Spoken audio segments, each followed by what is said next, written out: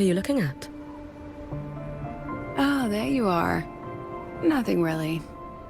I've just been wondering if I wanted to land another astronomical investment to study all the exoswarm coming off this giant mech. What kind of pitch would it take to make every major player in Solaris nod along and funnel credits into my pocket year after year? Have you figured it out? Not yet. My conscience won't let me think that far. Luckily, the man who can figure it out is back. The old man who promised me the blade. The head of the Space Trek Collective. The very same. But don't let the quick agreement fool you. He's already thinking 10 steps ahead. If Ishino Hado wasn't in such dire straits, he wouldn't have agreed to forge that blade for you so easily. Or at the very least, he'd have made sure he got his pound of flesh in return. I couldn't find the child. Time and space in that dimension are too fractured. My familiar lost its way.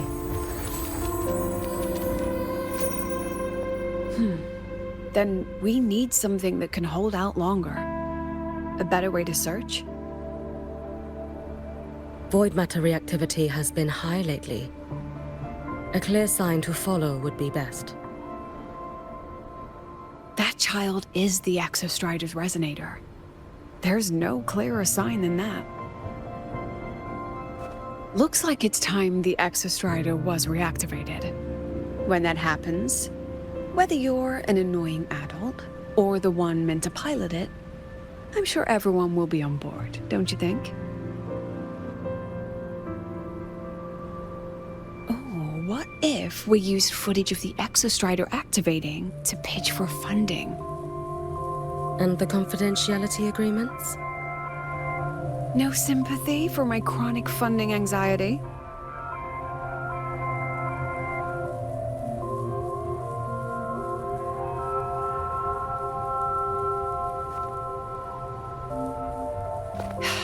Fine. Go to Honami.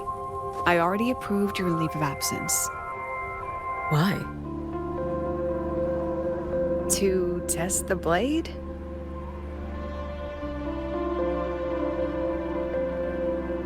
Even once the Exostrider awakens, there's still a chance it fails. If it does, what you sealed in the Dimmer Plains becomes a liability. But it could also be our ace in the hole. So, before I give you the thankless task of guarding those planes, go deal with matters of the heart first. Understood. I will return in one day.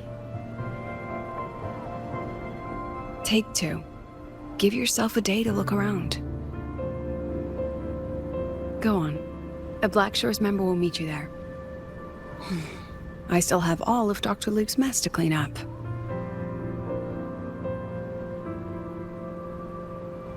Understood. I am at your call should you require it.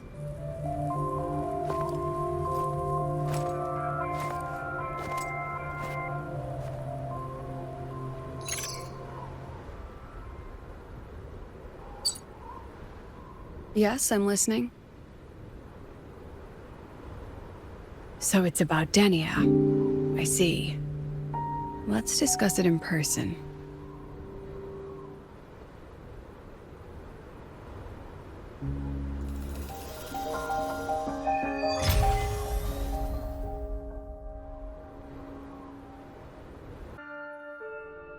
Lady Miko, can you hear me?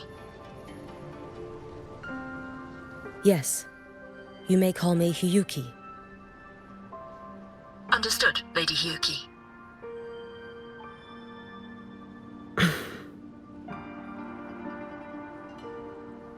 Most of the left behind in Honami City have been relocated, but a few, the ones whose regrets run deepest, still roam the danger zones. Their unfulfilled desires concentrate the Lament's power. An incident just waiting to happen. With you here, I feel better about the situation. We didn't expect you to take this on yourself. Protecting Honami is the duty of the Miko of Flaming Sakura. I thank you for your support. Actually, I have a favor to ask.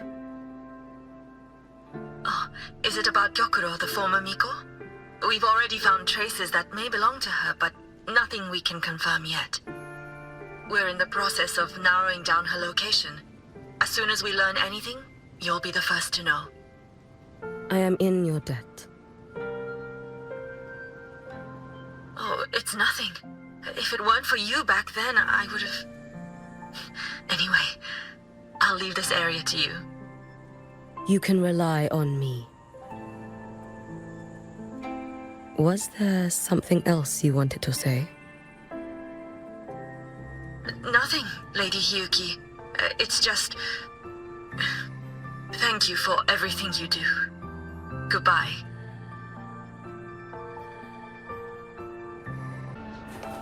Let's get moving.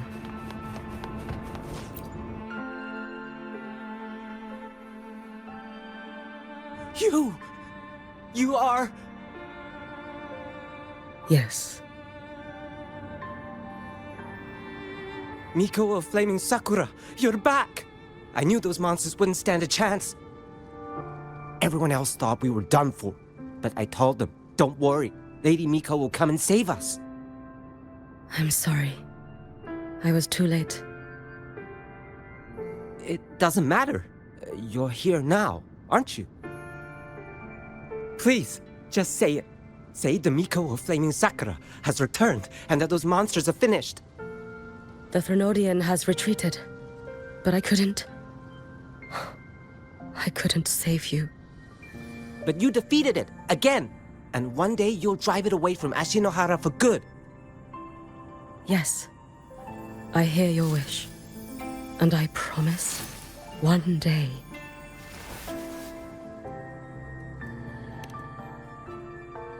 I failed their hopes. No matter how many times we drive it back, the Threnodian always returns. When will we be freed from this nightmare Ashinohara?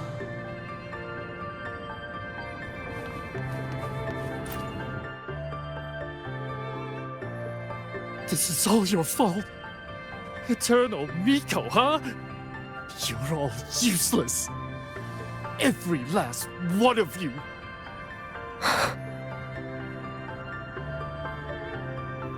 How do you even dare show your face in Hunhami? They're dead! Everyone's dead! I knew it. I knew the Threnodian couldn't be defeated. I should have run away as far as I could. Oh, Lady Miko, please! Do something, anything!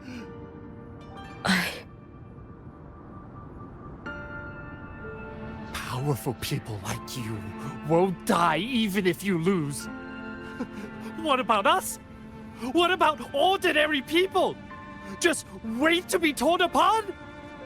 I knew you couldn't hold the line. I knew it couldn't be killed, but... how do we go on from here? Lady Miko. Heroes! Tell me, what should we do? If you need someone to hate, let it be me. It's all right. Place all your pain, all your resentment upon me. May your soul be granted a moment of peace.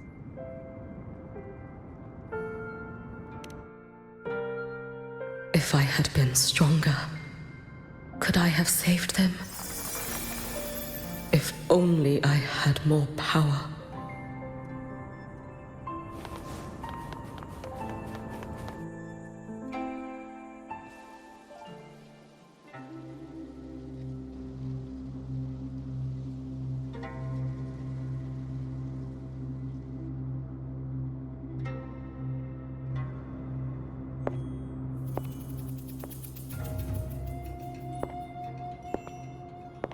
Lady Miko?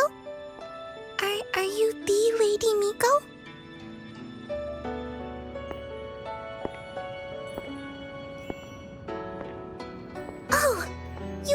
Sure. You're the Miko who once talked to Lady Gyokuro.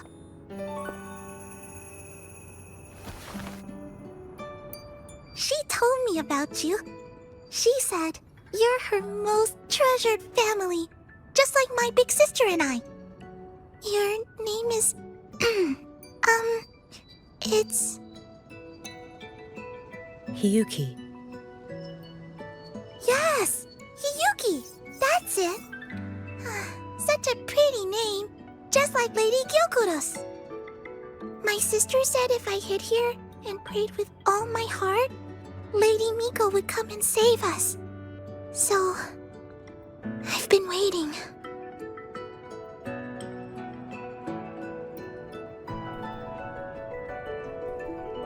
Little one, what's your name? Your hands are cold. Have you been waiting long? Kana. My sister calls me Kana.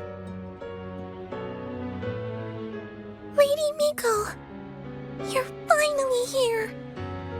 But my sister... she... It's all right.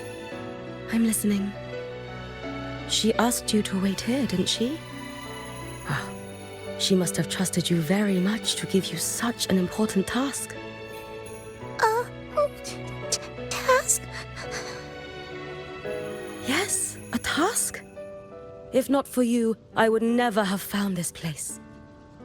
You did well, Kana. You completed your task perfectly.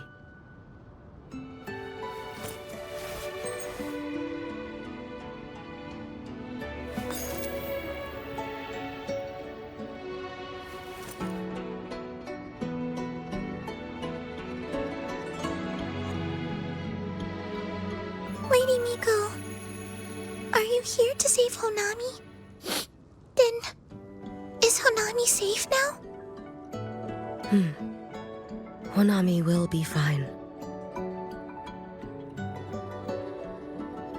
Sister said you carry everyone's wishes, that you're the strongest. I knew you'd come and fix everything.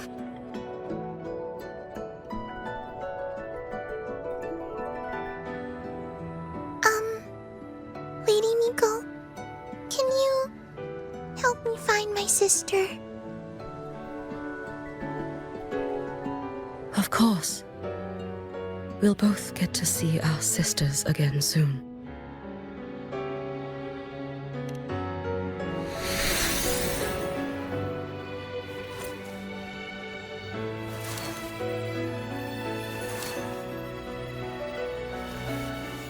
When we find her, let's eat red bean pudding. We make the best red bean pudding in the whole world. If you come try it, everyone will want some. Then you'll need to make a lot of it. Can you manage that? Pinky promise.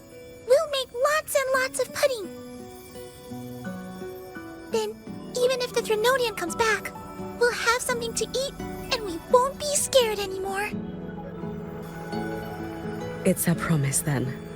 We'll make a lot of pudding.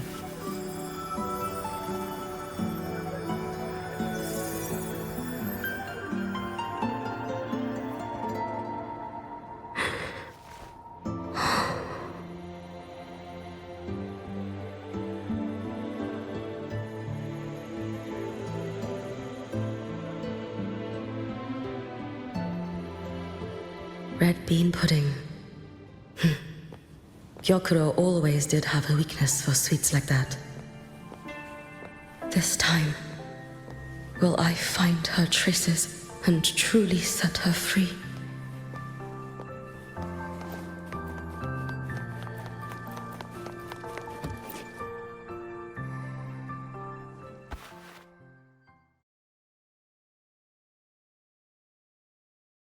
Hello, Lady Miko. I've been waiting for you a very long time. My final wish was simply to see you one last time. Your final wish? Yes, it's alright. I know I'm dead. I know I'm what they call a left behind now. I thought if I'm going to remain like this anyway, I might as well get what I wanted before I disappear, right? I've heard of cases where the left behind remain aware of their state, sustained by powerful desires, but for such a simple wish. You truly only wish to see me again. I mean, you are a legend. You've been the Miko of Flaming Sakura since my great-grandmother's time. When I heard Honami was in danger, and that the Miko of Flaming Sakura would meet the vanguard, I rushed here just to see you. You shouldn't have taken such a risk. If you wished to see me, you could have gone to the Flaming Sakura. I know. Everyone says you can just write your wish on the plaque and Lady Miko will see it. But I worried. What if it never reached you?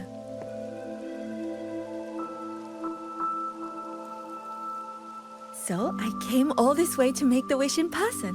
I wanted to see whether it would come true.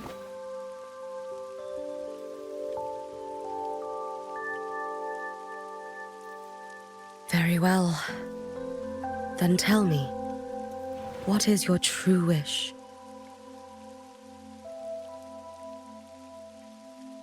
I wish for world peace, for people to stop living in fear of the lament. I want everyone to survive it. Lady Miko, my wish is that there will never be another Miko of Flaming Sakura.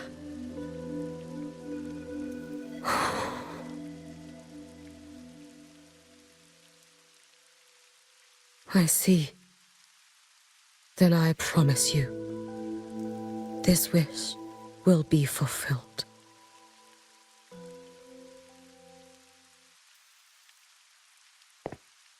I know it will.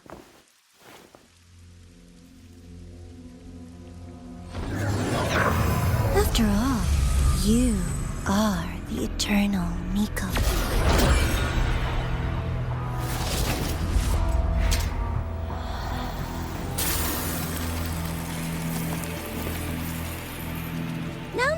No need for that, Lady Miko. If you wished, you could cut down this avatar at any moment. But I think you'll find this far more interesting.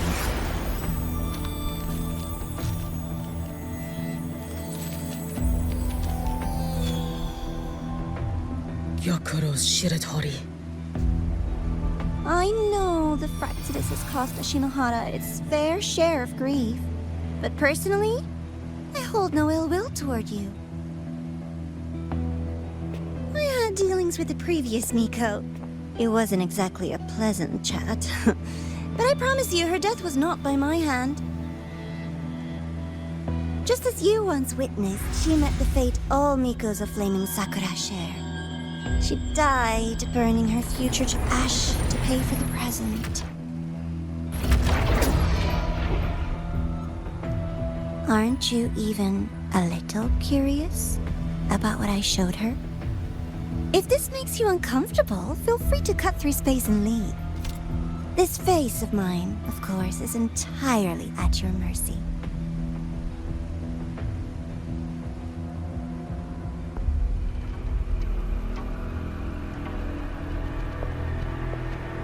No need to dull my blade.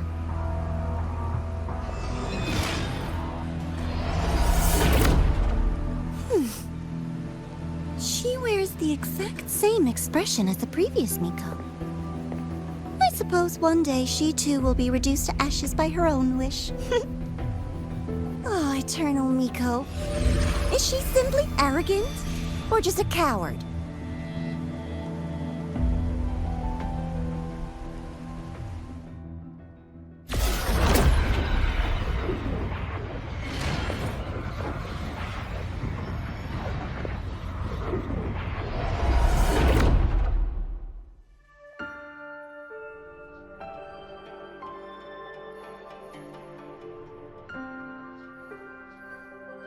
A peaceful Honami, Why bother with such an illusion?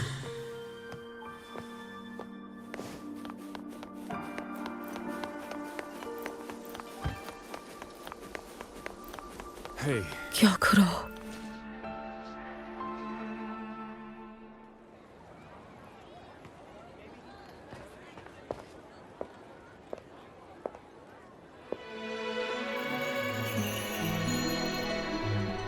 Lady Gyokuro, guess what? No math homework today! My parents and my big sister finally taught me how to make red bean pudding. Want to try mine? I'd love to. You know I can't resist red bean pudding. Wouldn't miss your special batch for the world, Kana-chan. Yay! I'll go make it right now.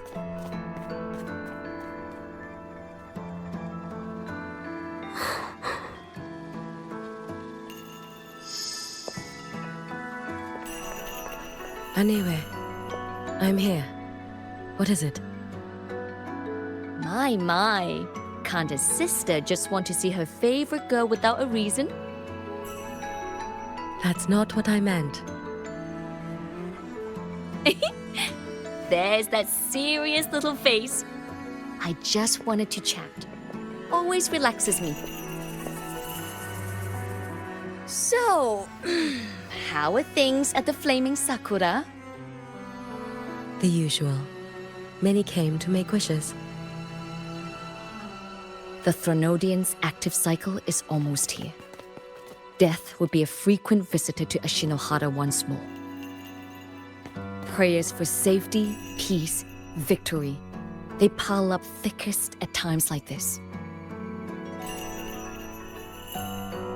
The Miko of Flaming Sakura is the bridge between people and the divine. A wish jar for all their hopes. We must listen to every single one. Lately, I've been hearing you ring the sutsu. To grant those wishes, you burn your future using the sutsu's power. Continue, and one day there'll be nothing left to burn. You should have stepped down already, Aniwe. Let me become the Miko of Flaming Sakura. Let me inherit the sutsu. Oh, I'm perfectly fine. I've got futures to spare, you know. You tell me, little Hiyuki, what's got you so fixated on this? Don't tell me you're secretly in awe watching my heroics on the battlefield and...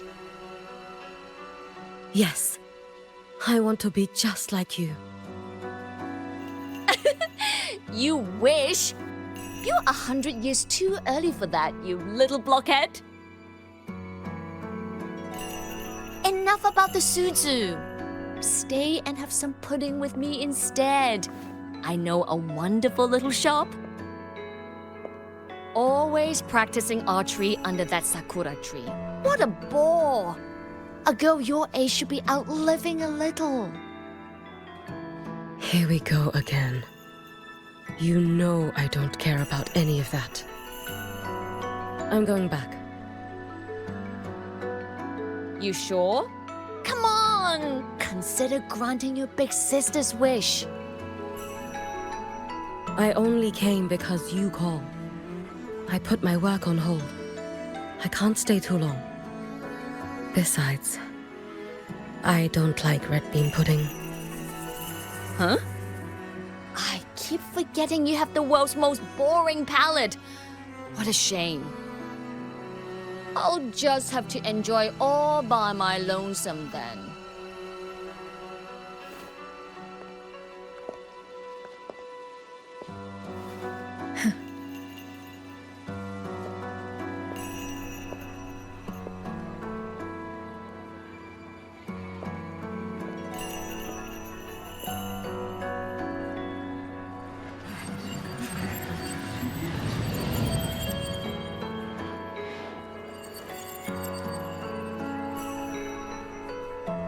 Gyokuro never once spoke of her own wishes. She lived only to grant the wishes of others. If only had chosen to go with her.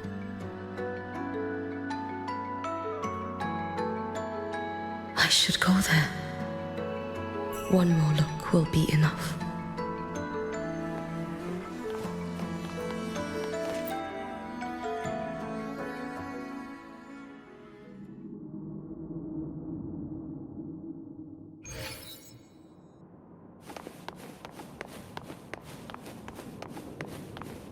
Still regretting that you didn't step into that shop and try that red bean pudding with the former Miko, aren't you? What's your point? The peaceful streets of Honami, the sweetness of red bean pudding. You know none of it is real. The illusion didn't deceive you, Miko of Flaming Sakura. You were the one who deceived yourself. Desperate to play pretend? Why not commit? Please, this performance is only beginning. Miko of Flaming Sakura, do not forget the regret you carried here. You never forgot the lives you failed to save, nor their final, fading cries. You've been watching me?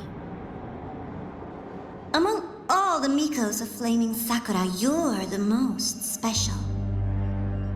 Only you could peer into the Sutsu and see a future so utterly pitch black. Let's get moving. This is... Oh, you've heard the stories, of course. But none of them know what Rover really endured to reach this point.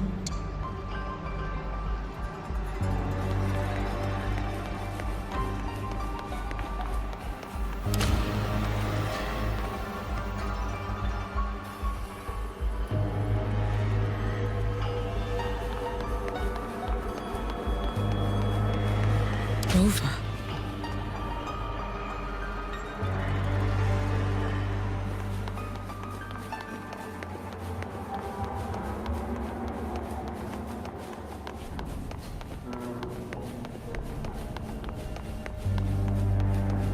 This is...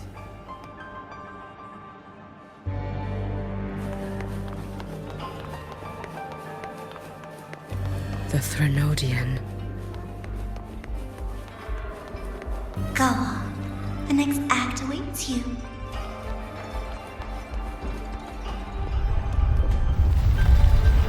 Don't waver now, Hiyuki. That instinctive revulsion you're feeling will guide you down a path diametrically opposed to my own. You must walk this road. Only then will you understand, accept, and finally see where you went wrong.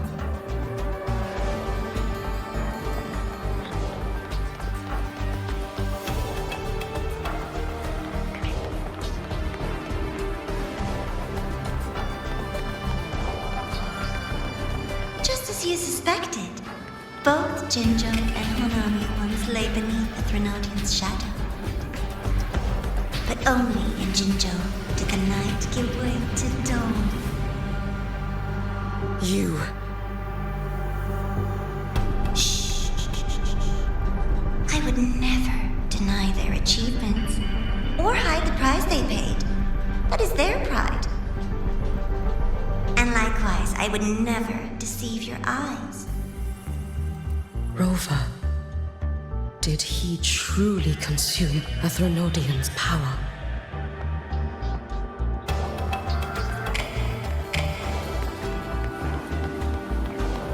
Careful.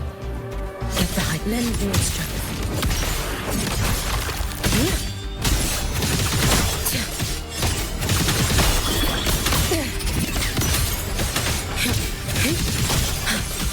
This blade. It's as sharp as they promised. Once business in Lahai-Roi is settled, I'll take it back to Ashinohara.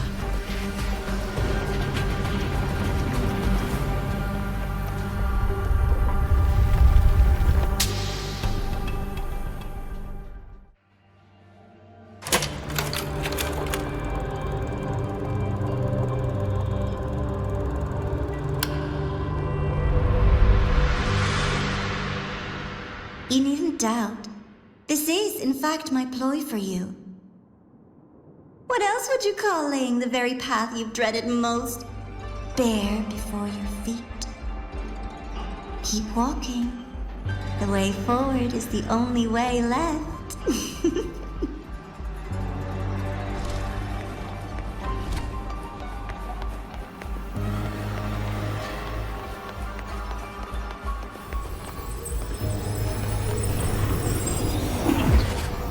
The inverted tower. I read the reports.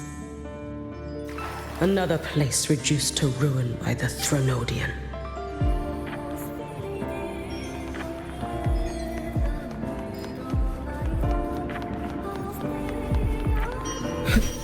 A nation that placed its faith in the Sentinel, yet its blessed maiden was spawned by the Threnodian Leviathan.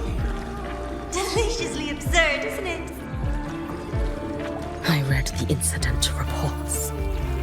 It was the Threnodian scheme. Obvious enough.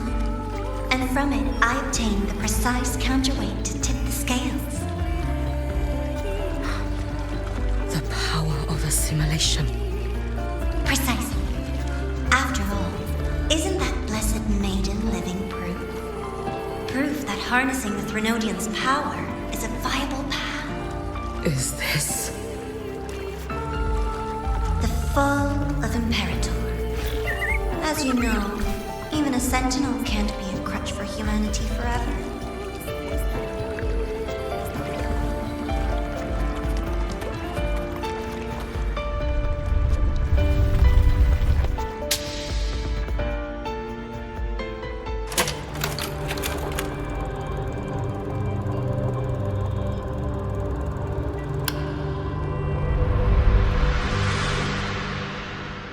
Now, why not step into the role yourself?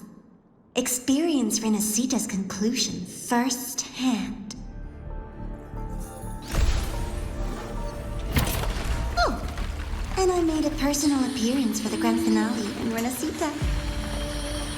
I couldn't very well abandon my rather childish subordinates like that, could I? Let's get moving.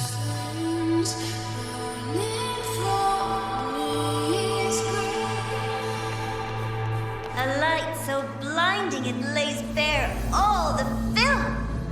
A world where every prayer is answered. Just like a dream, wouldn't you say? Ah, if only Ashinohara could have... You had so many companions fighting at your side. And yet, the reign over Honami simply would not cease. That's enough.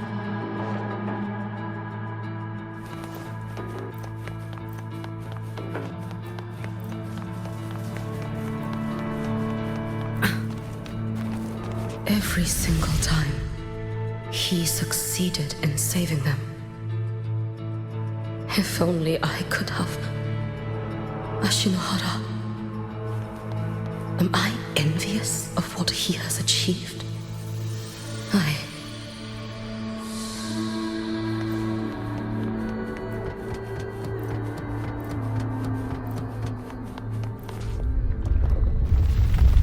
Little sideshow before the end. You don't mind, do you? Take your final dive into Lahai-Roi.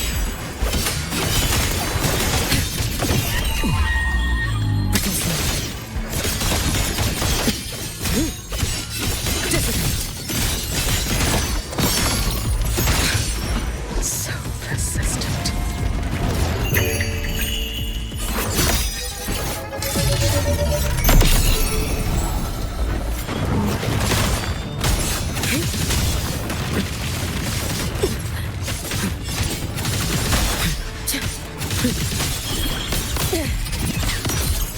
Lend me your strength. A life as fleeting as the first snake.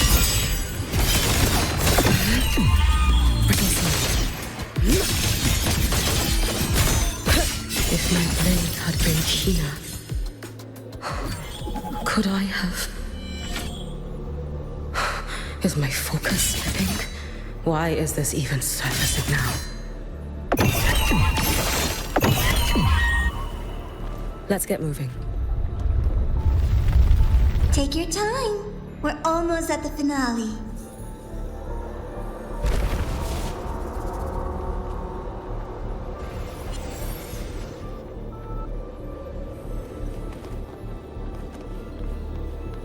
Come.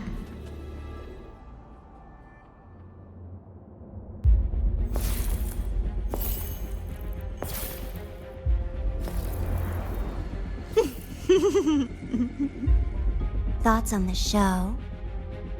You showed me all this. Because the Fraxidus wants to replicate the assimilation within the Blessed Maiden herself.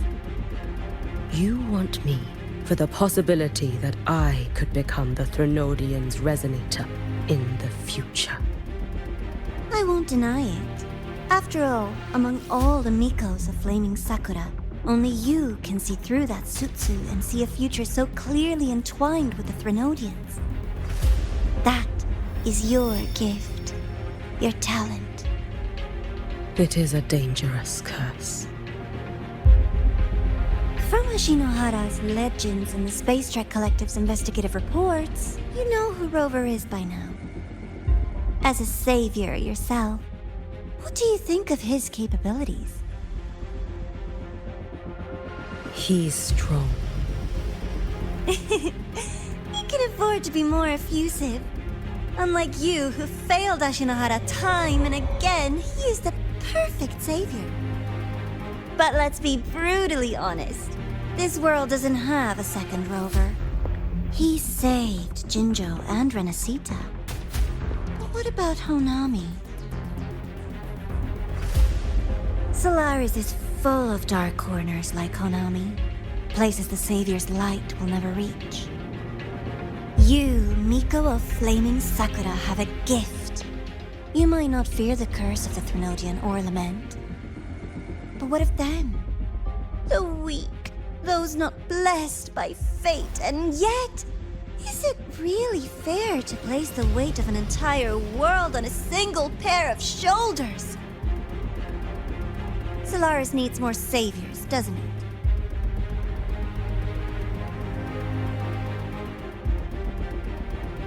I'm just using the Threnodian to bring more of them into this world. You mean, you want to use its power, the way Rover once did? I've tried before, but a miracle like Fleur-de-Lis requires a billion coincidences. And Mia? Nothing but the delusional ravings of Leviathan. Even the one that appeared in Renacita at the end was just a hollow, mute shell. But with your help, everything changes. You could wield the Threnodian's power just as Rover did. Honami would not be a ruin, and Ashinohara would finally have its true savior. I have to admit, your proposition is tempting. I desire vengeance against the Threnodian. That is why I seek greater strength. I stayed in Lahai-Roi to forge a blade sharp enough to kill it. But I will not discard my dignity as a human for it. I will not become the very horror I hate. Not even for retribution. You stand on Honami's soil. You stand on a graveyard of millions. Go on. Ask them if your dignity as a human matters. I think they tell you that simply staying alive is what matters. Eternal Miko, you know your limits. You've crawled through countless defeats, barely protecting Ashinohara from the Threnodian's assault. But what of the future? You are no savior like him. When you fall, who will take up the Sutsu? Who will walk this lonely, futile path next?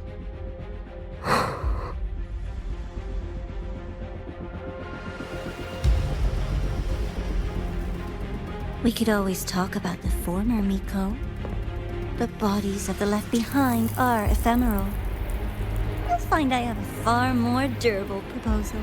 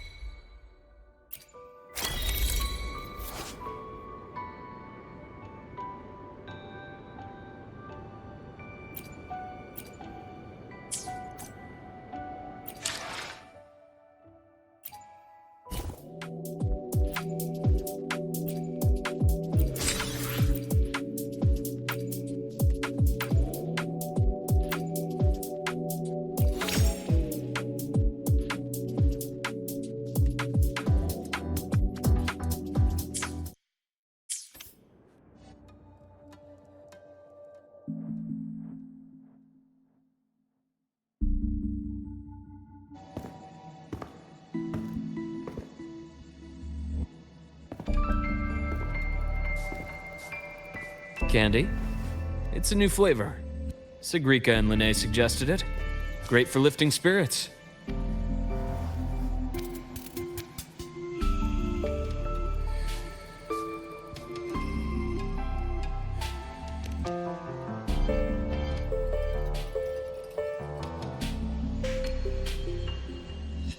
All right, Luke. What's the word on this Exostrider plan? My conversation with Lucilla went well. She's on your side. Your showing during the Dark Side incident also helped speed up the Academy's internal review. That said, you've been a student here for less than a year. You'll need the Space Trek Collective's approval to officially activate the Exostrider. Their biggest financial backer is the New Federation. And of course, they answer to an entire board of investors. And to them, the Exostrider is definitely a high-value asset. I've been flooding their desks with reports. Your Academy investigation record, your latest test scores from Abel College, and a full physical adaptability eval I wrote myself. And were they rejected? We got a meeting, but when that much money's involved, conflicts of interest make everything move very slowly. Unlike Jinzhou or Rinasida, they've got far too many cooks in the kitchen. I'm worried we don't have that kind of time. Exactly, which is why we're going to strike first. Besides, things have changed. It all comes down to this guy. This is Chase, head of the Space Trek Collective. He just got back to Lahai-Roi on a Triumph avionics ship from the New Federation. President Lucilla, Professor Mornier, and I have all put in a good word. You'll be meeting him at the Research Institute.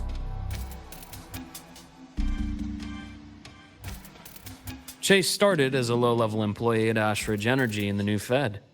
Then, he dropped off the grid for a few years before resurfacing in a government position. After that, he left the government and started diving into multiple large-scale investment projects. Some say he's still been Ashridge Energy's man the whole time, but no one's been able to prove it. He's sharp, low profile, and very smooth. At his age, he's seen it all. His only real concern is if the Exostrider's pilot can be controlled. Normally, they'd pick Academy synchronists who have been signing stacks of NDAs since day one. But Sounds like his attitude changed. Does that have something to do with the changes you mentioned? Come in. Let's talk over some hot drinks.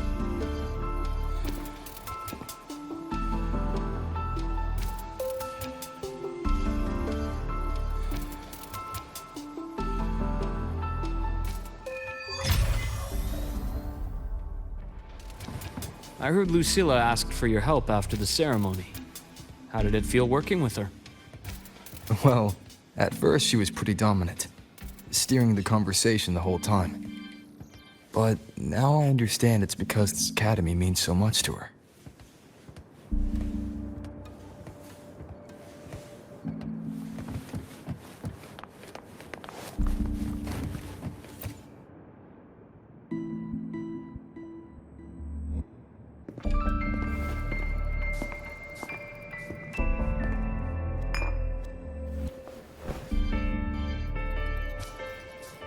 Based on your intel, the reactor core has been returned.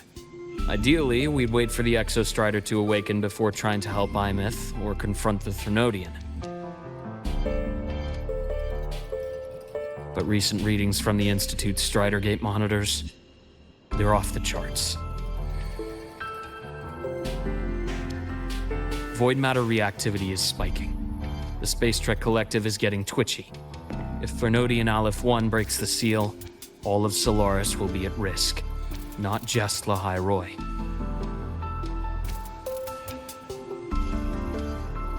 Now, the Collective didn't establish itself here without binders full of contingencies for a Threnodian event. Problem is, every one of those plans would scorch decades of scientific progress. Which, in our case, actually gives us some leverage. Enough to have a real conversation with their head. Then I'll convince him. I'll show him that the lowest casualty count is the only one that makes sense. He'll have to approve me as the synchronist who pilots the Exostrider.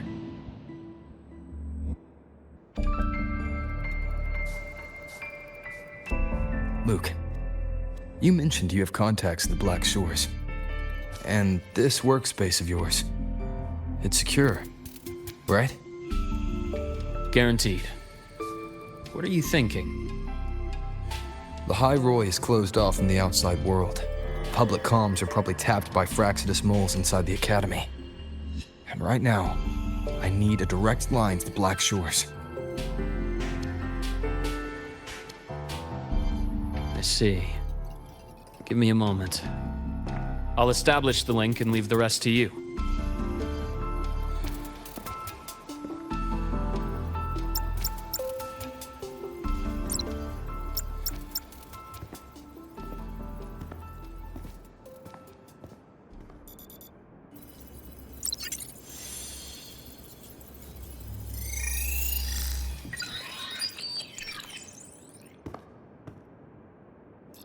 I received your call, Rover.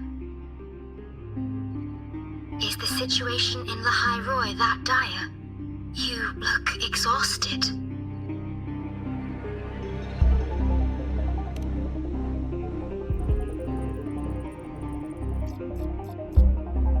My frequency loss has been resolved. But Lahai-Roi is under imminent Threnodian threat. I need your help, Shorekeeper. Understood. For this purpose, both I and the Black Shores exist.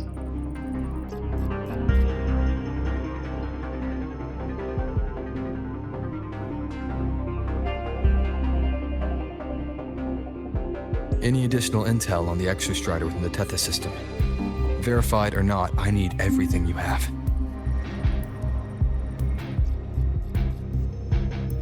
I trust Luke. You can speak freely. Records confirm that Luke Herson has been providing critical assistance and intelligence to the Black Shores. I trust your judgment.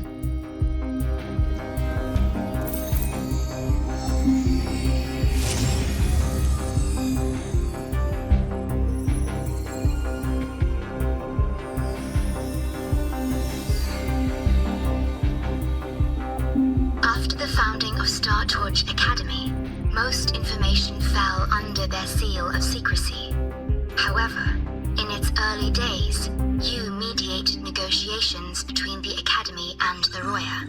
Through that process, the Black Shores gained partial access to certain archived insights.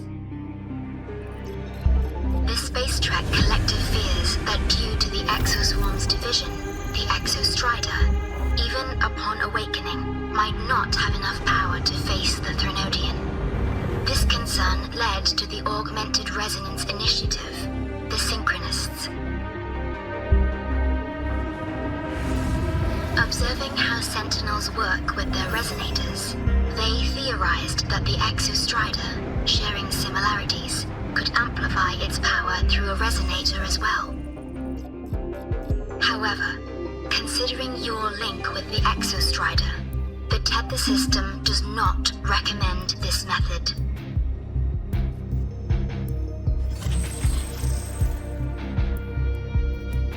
We have intel that deep beneath Lahai-Roi lies the keystone left behind by the Exostrider long ago.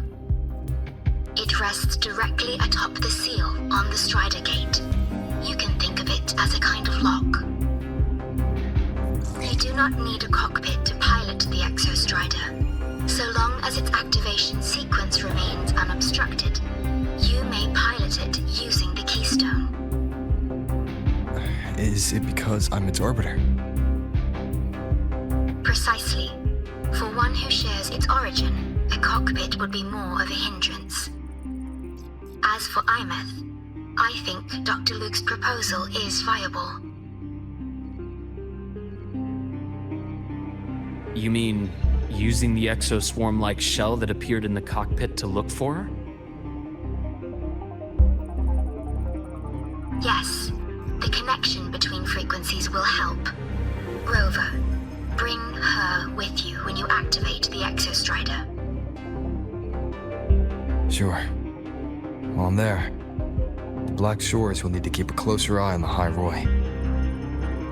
I understand. I'm counting on you, Shorekeeper. As long as I may be of help to you, I am content. Please return safely from the Strider Gate, my star.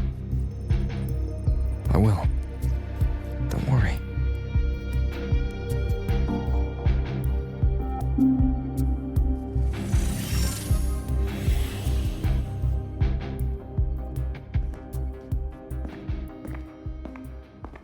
I'll inform Lucilla.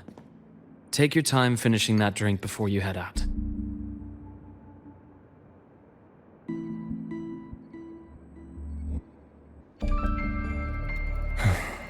What do you think? I'm about to ask a man to sign off on a crazy plan, and I can't even promise him it'll work.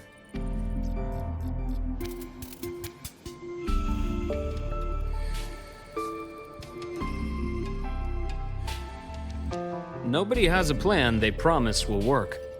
If Chase agrees, it's because he's betting that you're his best option. Just take the win. At the end of the day, it all comes down to the person.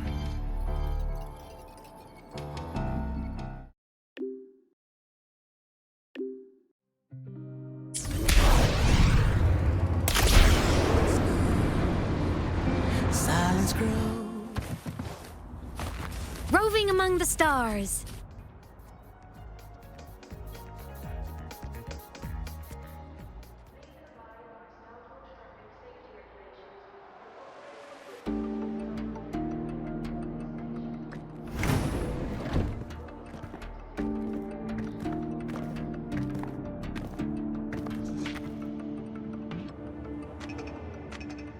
Mr. Chase, this is the student I mentioned, Rover. Our best hope for piloting the Exostrider. Save the intro, President Lucilla. We've met before.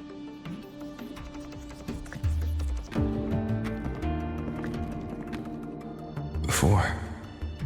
In my past life at the Academy? Let's just get down to it. The Threnodian Aleph-1 situation is deteriorating. We're running out of time. I wanted to wait for the Exostrider's self-regeneration to finish, but the clock has run out on that one. So tell me, Rover, why do you want to pilot the Exostrider? What's the play? To find Imeth and put down the Thenodian. Imeth. Name rings a bell. The one with the high sync rate. Her disappearance was a real loss for us.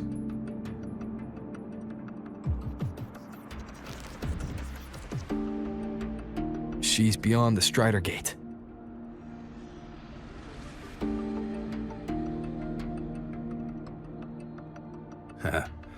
I see how it is.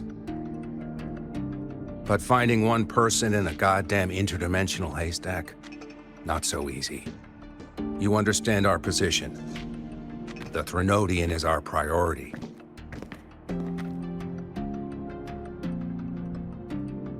Stopping the Thenodian is my priority too. I'm gonna handle both.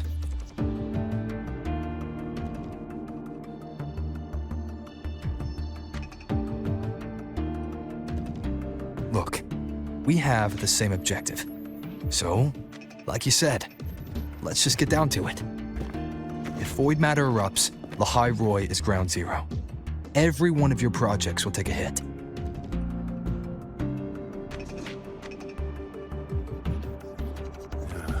Regarding Aleph-1, our intel is insufficient. We are not, at this time, considering its total destruction.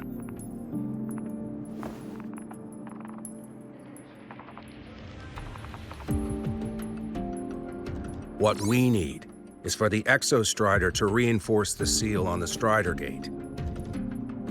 To do that, we need a qualified synchronist, and we need the Institute's drive replica. When that gets embedded in the Exostrider's chest cavity, then its repair is complete.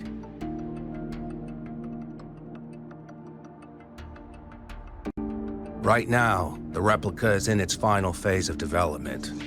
We're still missing critical data. The drive replica. Is that what you're building from the fallen reactor drive after Helios was launched? Correct. It's based on the original drive's framework. You had a hand to play in that. You made sure Helios got launched.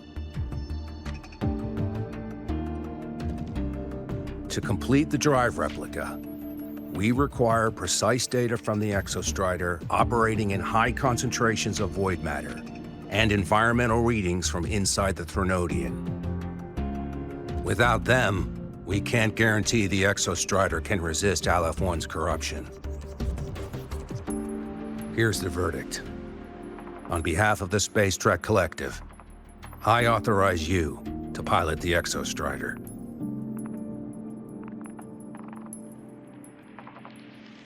But remember, our objective is the data. We need readings from the high concentration zone to complete the replica. And your personal mission gets 10 minutes. That's the max duration our void matter barriers can cover the Strider Gate once it's opened.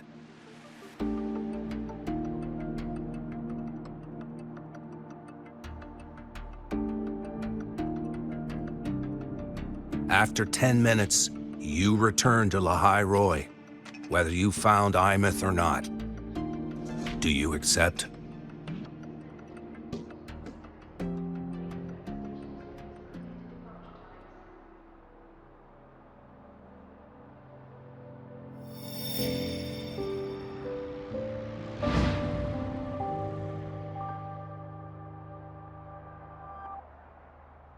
Deal. One more thing. I won't be using a cockpit. Just show me the way to the Keystone and have the Exostrider ready. That's all I need.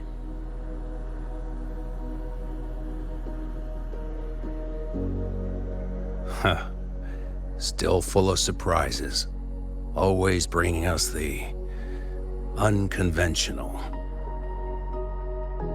Lucila, run a high-pressure sync test for the Synchronist. I've seen the physical eval, but I want live data for validation.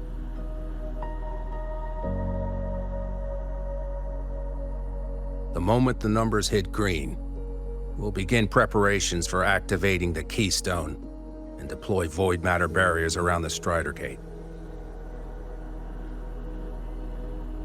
There's something else. I need a favor. Go on. The Fraxidus is lying low.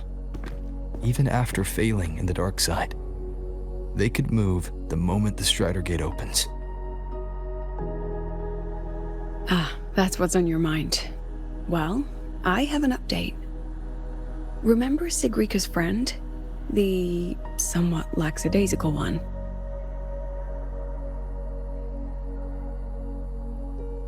You mean Denia? That's the one. She's gone missing. Our investigation points to her being the agent the Grand Architect referred to. But don't let it distract you. I have a reliable friend keeping an eye on Fraxidus activity. You just focus on waking the giant. Leave the rest to us, Rover.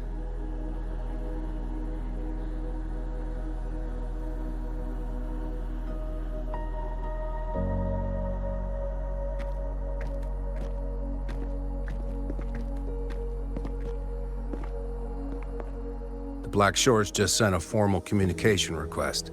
They're offering full support for Lahai-Roi's evacuation, if it comes to that. You handle it, Lucilla. You have a better read on the situation than I do. And you're better at talking with that student.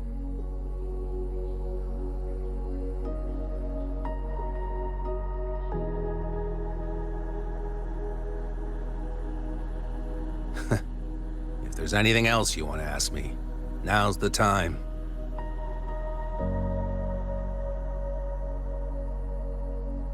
I'm surprised you're placing this much trust in Rover, authorizing him so readily. Any particular reason?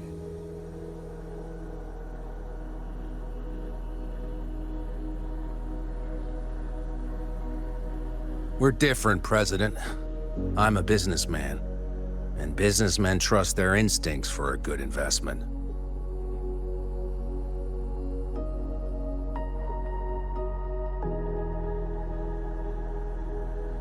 The Threnodian could strike at any time. Given the circumstances, Lahai-Roi may have to be written off. And with the timeline we have, relocating the Exostrider is impossible. If we're gonna lose it anyway, why not let him take one last swing? Understood. We still need to prepare for the worst-case scenario. Of course. If this fails, we'll initiate the backup plan. Duskvale.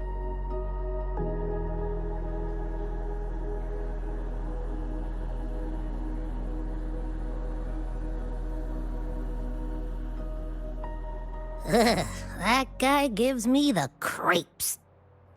What kind of place is the new Federation anyway? Are they all gonna be like that? We'll find out when we get there, Abby.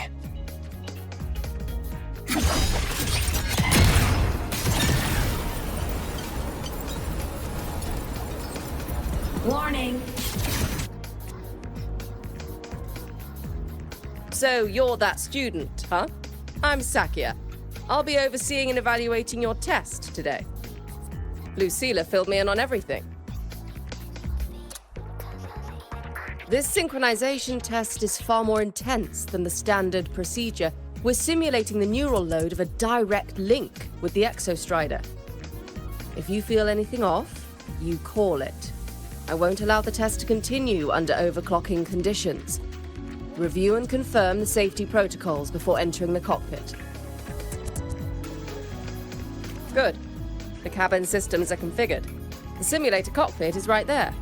I'll be watching your metrics closely the whole time. I hope you pass the test smoothly.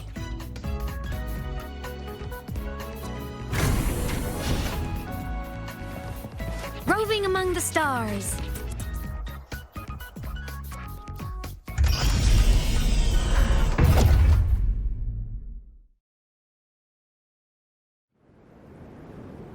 network connected. Tactical model constructed. Resonator vital signs synchronized.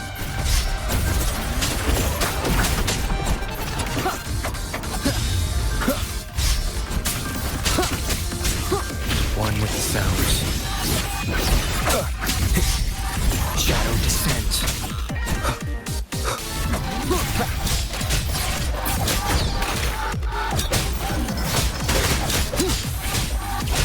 Be gone.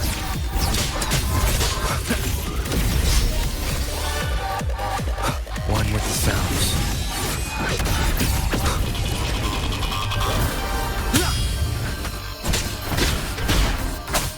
None shall whisper.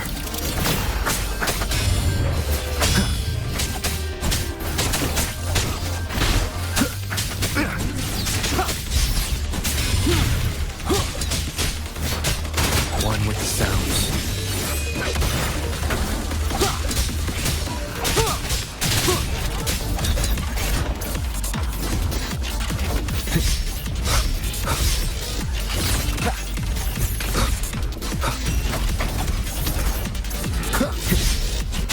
Nowhere to hide. Down with the curtain. Test complete. Recording synchronization rates data. Cockpit opening. Please exit according to the safety protocols.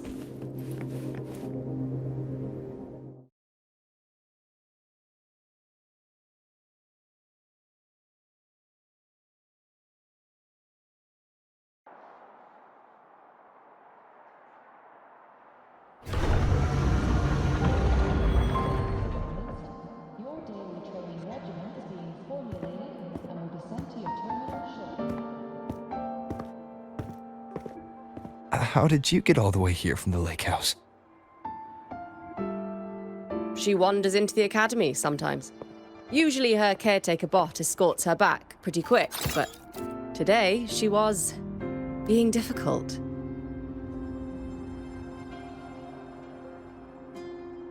We'll go back together in a bit, okay?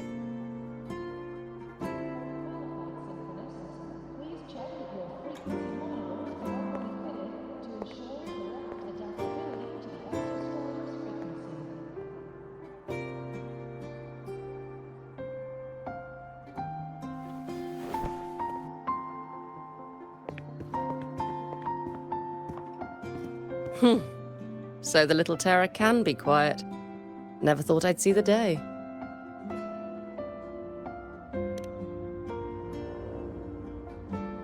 Yes, I was her teacher. Over 10 years ago now. She used to drive me up the wall. Made me lose my composure more than once. She never did seem to mind. The last day I taught her, she wrote saving the world as her career path.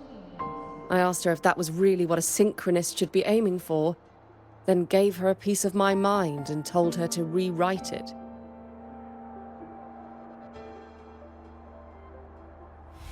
She didn't even get upset, just smiled, took the form and walked away.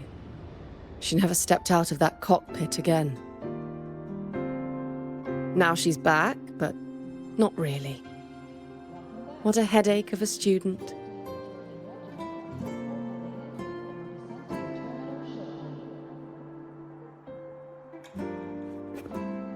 Lucilla told me you're her family. Is that true? Yes. And you're planning to pilot the Exostrider and bring her back from the Strider Gate? That's the plan. Sounds like an absurd, bold, utterly delusional idea. No one knows what's actually behind that gate.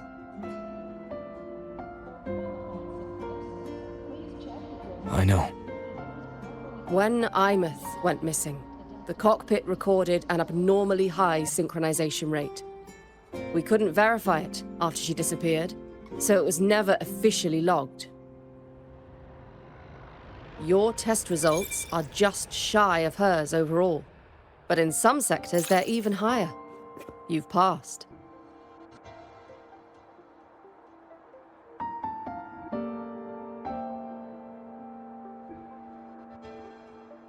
I hope that absurd plan of yours works, and that you bring my student home.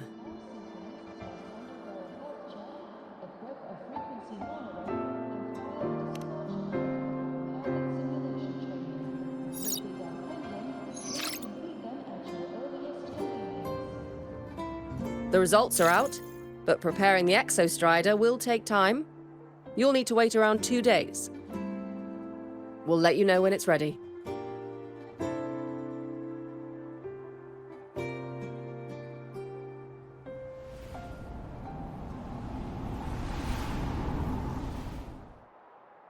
Welcome back, Synchronist. Your daily training regimen is being formulated and presented. Cassette.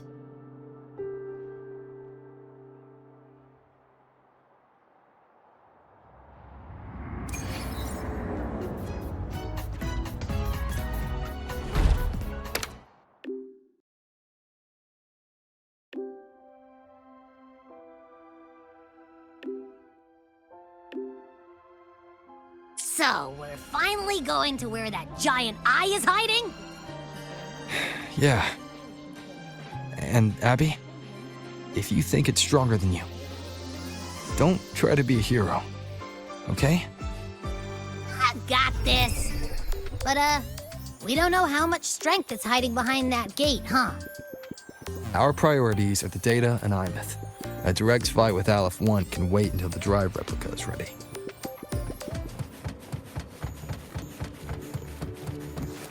Roving among the stars.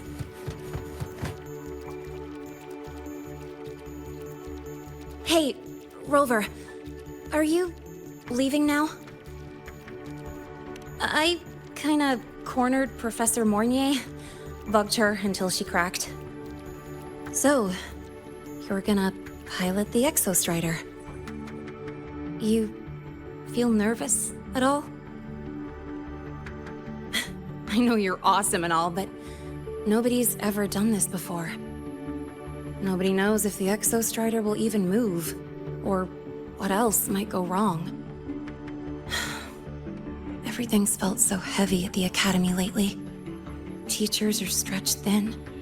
Even the nearby exoswarms seem restless. Lene, are you nervous? Okay, fine. Is it that obvious?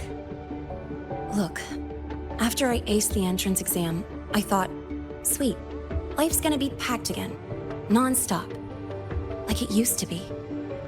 But just when I was ready to finally be a student, my bubble popped.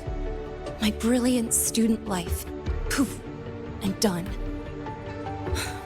The Threnodian, void matter, the Fraxidus. They're breathing down our necks. And I can't do anything to help you fight them. I just have to stand here and watch you walk into danger alone. It makes me feel totally useless. I'd feel worse if I dragged everyone in Lahai-Roi into danger just to back me up. Of course, if things get really desperate, we'll have to face it together. But for now, when I look at all the students who came here chasing their dreams, I want them to stay students. Because... Come on, you're a student too. We're just kids to you or something? But I get what you're saying. Making you waste time on a pep talk when you've got a world to save? I do need to grow up. But I won't just sit around. I'll be on standby. Whatever the Academy needs to support your mission, I'm in. And when this is all over, we're going for a drive.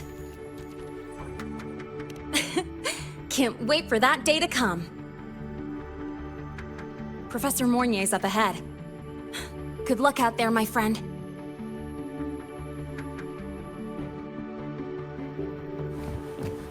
Roving among the stars.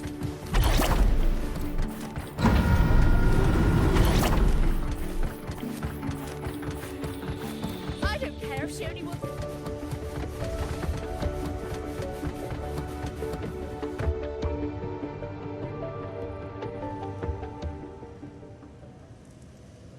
Temporary passage is complete.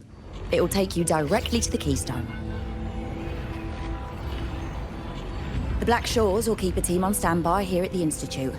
If you need our support, just say the word. Thank you.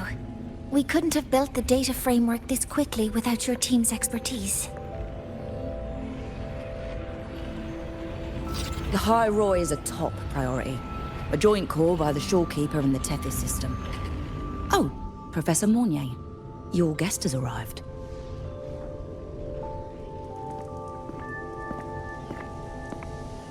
Ah, you're here. Is that the way to the Strider Gate? Yes. This temporary passage will take you to the Dima Plains, deep within Biarta Woods. Both the Strider Gate and the Keystone are located in the Solvane Heartwood at its center. President Lucilla has already departed with the advance team. They'll be waiting on the other side. And also...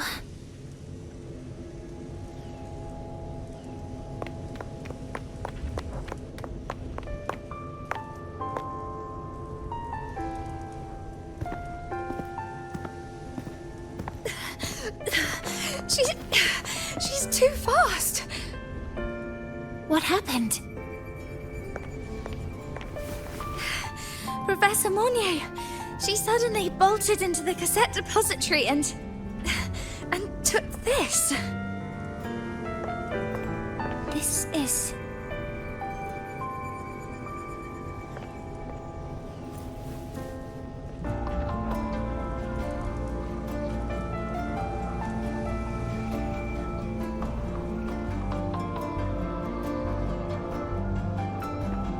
Can I see it?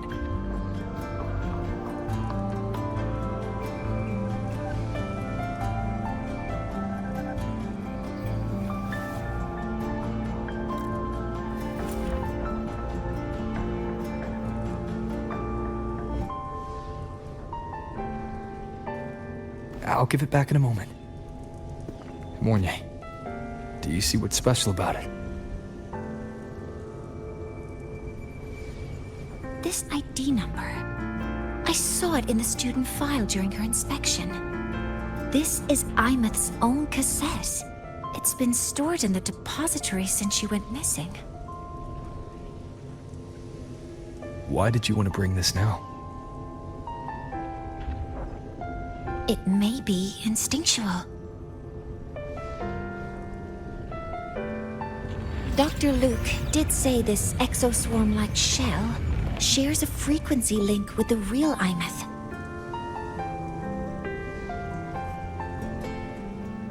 Or it could be the shell's residual instinct. Cassettes are proof of a student's identity. Or it could be a weak signal sent from the Imeth beyond the gate. We can't determine which theory is correct yet.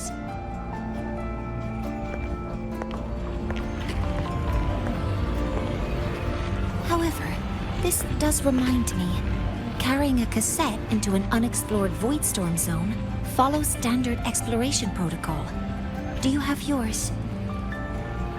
Yeah, I've kept it with me. I'll head to the Dima Plains now then, Mornier. I'll have to stay here, monitoring the data and ensuring the drive replica is ready. I wish I could go with you. But I'll be fully supporting your mission. Mentor, please, take care. I count on you to watch my back, Mornier. With what we accomplished with Helios, I trust you'll handle the drive replica. We will succeed again. I won't let you down, Mentor. Let this be a new promise between us.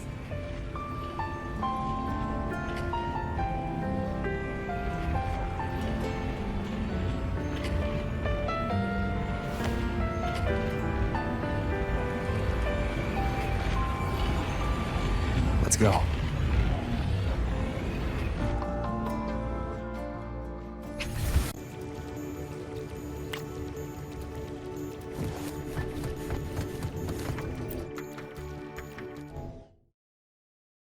Ugh, stinky. This place reeks. The smell of that giant eyeball's getting stronger. That massive glowing tree. Is that the Sylvain Heartwood?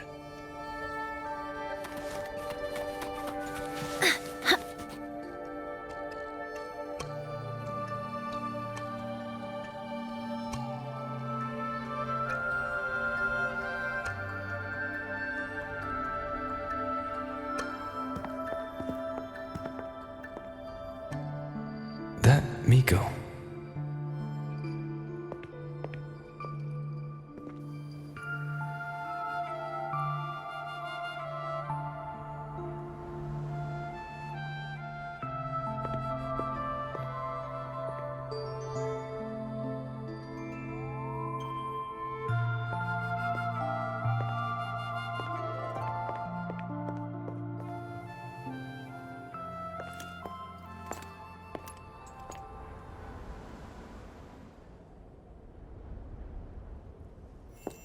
Wait, before you go, you should say hello to him.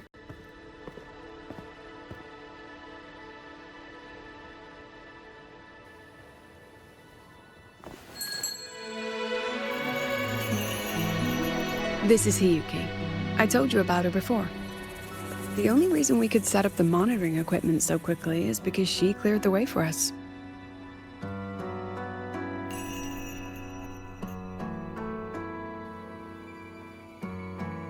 See that lingering frost?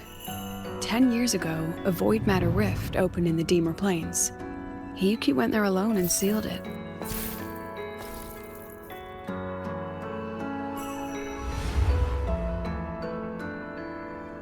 Thanks to her efforts, the Space Trek Collective and the Roya were able to fortify the seal successfully. Every task the Academy assigns her, she completes flawlessly. Were she to have a flaw, though, it'd be that she goes through blades like nobody's business.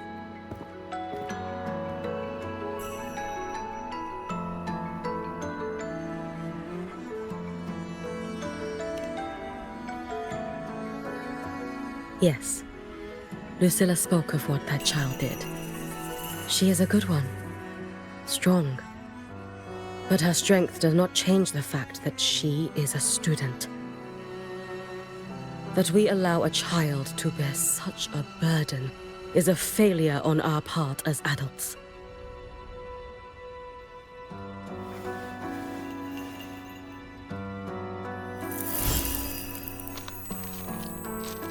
I sent this white bird to search the void matter's concentrated depths, and I am certain I felt her frequency.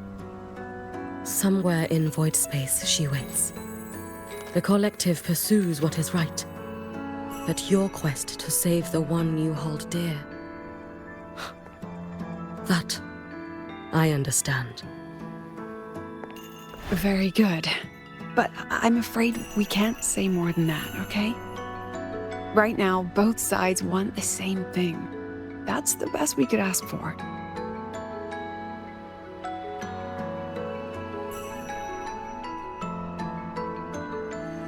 You were worried about the Fraxidus, weren't you? While you're beyond the Strider Gate, she'll handle perimeter security.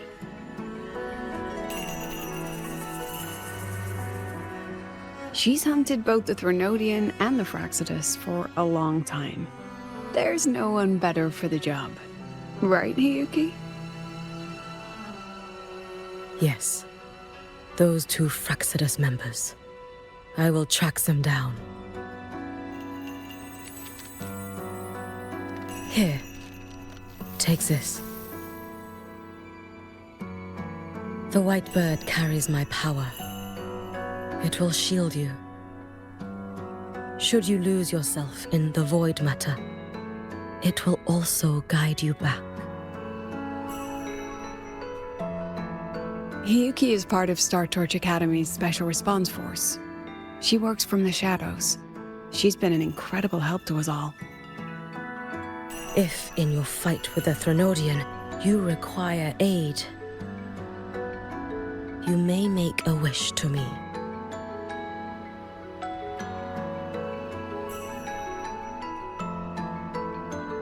How about I go first?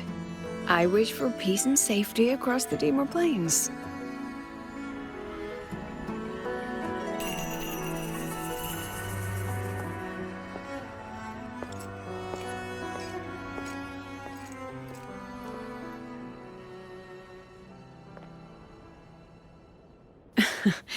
Hiyuki is the strong and silent type. Spend enough time with her, though, and you'll find she's rather fascinating. Why didn't you introduce us before? Why the reveal now? No point in hiding what's already in plain sight. Besides, you're both strong, and it's safer if you work together. What did she mean, make a wish? Just what it sounds like. But don't make one unless it's life or death.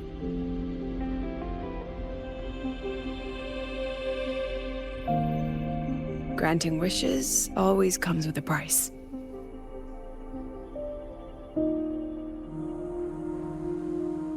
I've sent you intel on high concentration void matter zones. Review them when you can. I couldn't say this with Chase present, but I think you understand. For him, this is a calculated investment. For you, it's a suicide mission. You've been in void space. You've faced it. If Aleph 1 truly lies beyond that gate, it'll sense you the moment you cross over. This won't be easy. The Exostrider isn't fully repaired. If something goes wrong, it may not be able to hold out against Aleph 1. And the Collective won't risk an extraction if a void matter outbreak is imminent. Once you enter the gate, you'll be completely alone. Are you ready, Rover?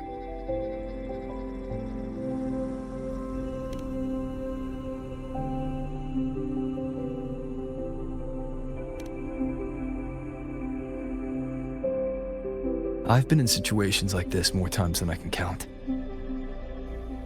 If I only cared about walking away clean, I wouldn't have gotten this far. Or be standing here now. So, thanks for the concern, President. But I've been ready. Very good. I'm relieved you've thought it through. I'll be here with the others, monitoring the void matter barriers. If something happens, I have to respond immediately as the Academy's head. We'll probably be able to maintain a data feed. But based on past intel, the void matter's disintegration effect will destabilize the signal. It'll likely cut out once you reach the keystone. From that point on, every call is yours. I understand. President Lucilla, we've checked her condition. No signs of void matter contamination. She's stable.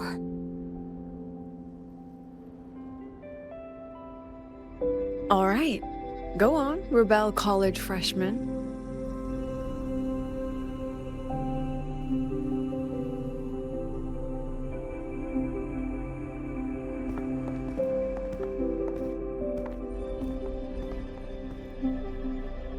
The students and faculty of Star Torch Academy have been waiting for the day the Exostrider awakens.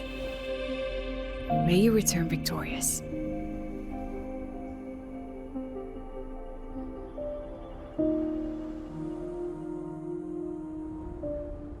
Void matter gauge readings are stable. No abnormal fluctuations at the keystone. The synchronous vitals are within the expected range. All readings normal. Frequency. Delay.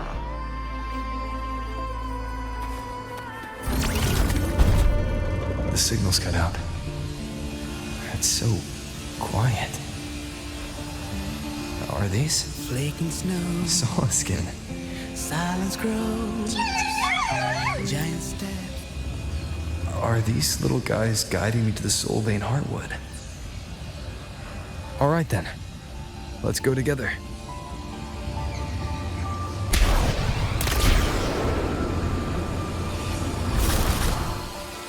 the Sala skin merged into the roots. They didn't return to the Exostrata to the Solace Trace. They used themselves to reinforce the Keystone Seal.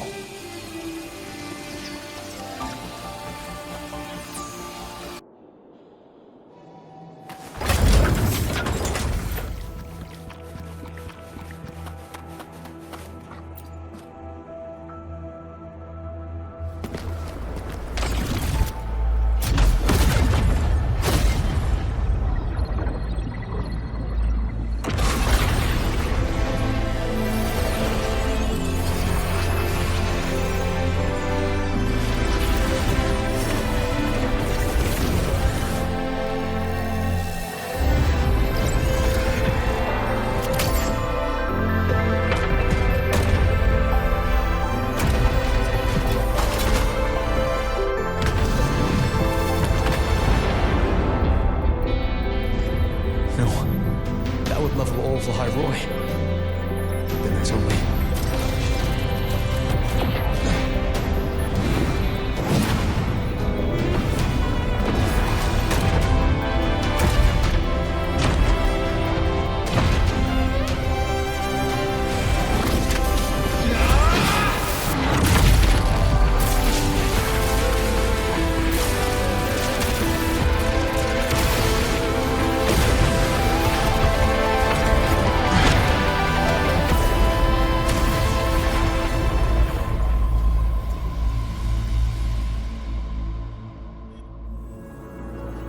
starting to feel dizzy.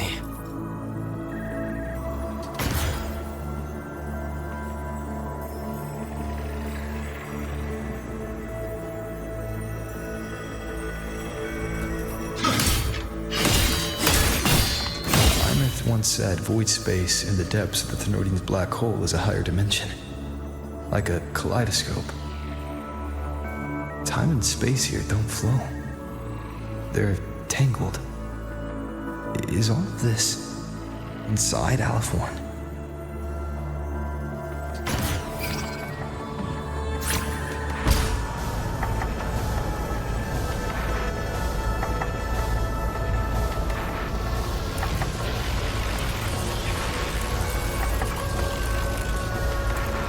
Those figures. That's Space Trek Collective Roaring clothing. They're reaching for something. I can't make out what.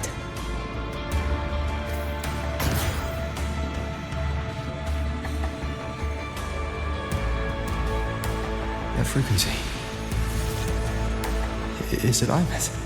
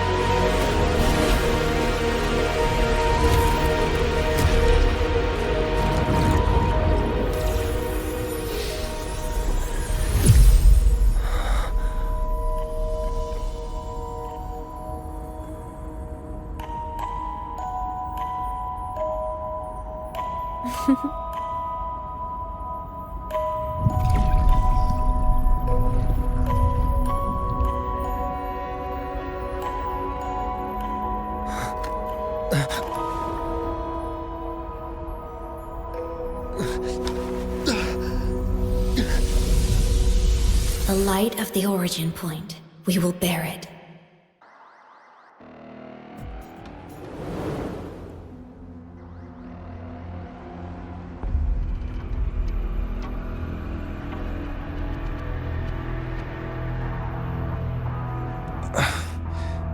Am I back at the academy?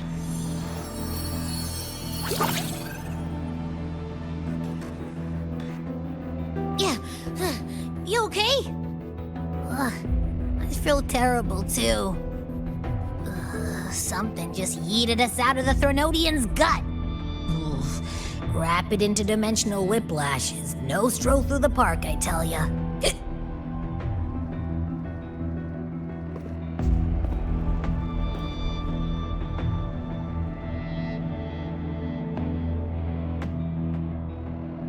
The Exostrider isn't here. Uh-huh. The big guy's still stuck inside the Threnodian. Did you see that freaky black hand that popped up in the cockpit? The whole dimension freaked out, like it was trying to spit us out. Next second, the void matter had flushed us out here. I saw Navora in the flashes. It's the Fraxidus. Has to be. Everyone was standing right here. This is where void matter began to contaminate the sky.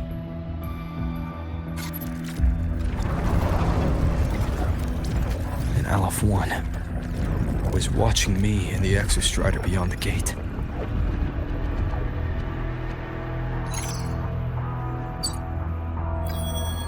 Mentor, finally got a hold of your signal. We lost contact for an entire day. Everyone's been worried. An entire day.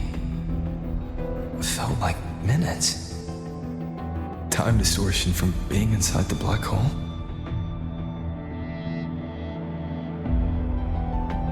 Mornier, I'm fine.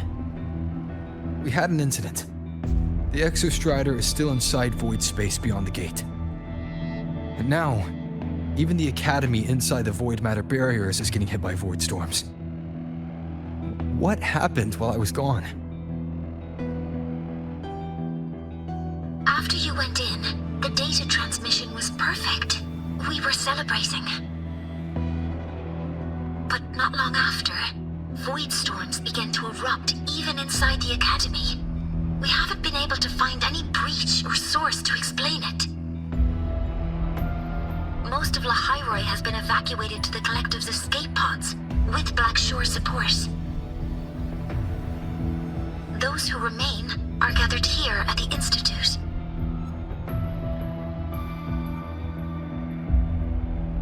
Whose eyes was I seeing through in those flashes?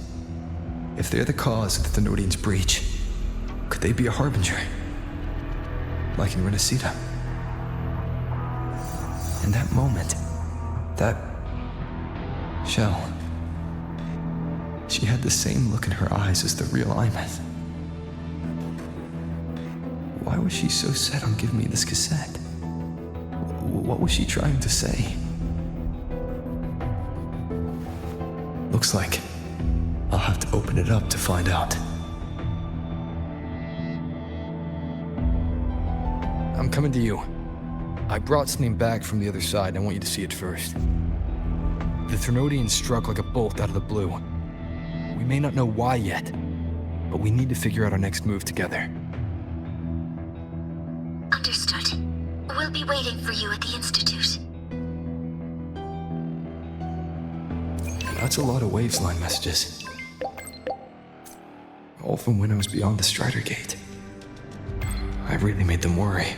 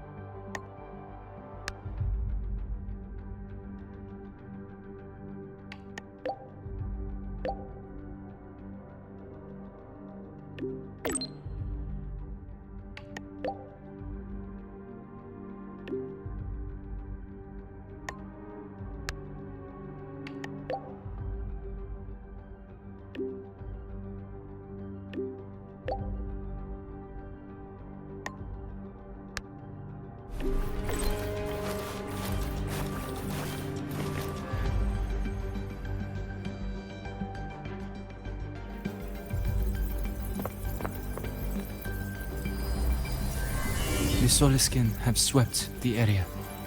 None remain in Bjartar Woods. Someone just posted a call for help on the campus's Wavesline group chat. I'll go back to run a final check later. Sigrika, are you sure you alone can handle it? Don't worry, I have my runes. They'll help me drive back any contaminated exoswarm. The Soliskin will guide me too. I'm coming with you. Finding people is one thing, hauling them back is another. It'll be faster if we take my motorbike. Status report, Professor Mornier. The launch orbit has been confirmed.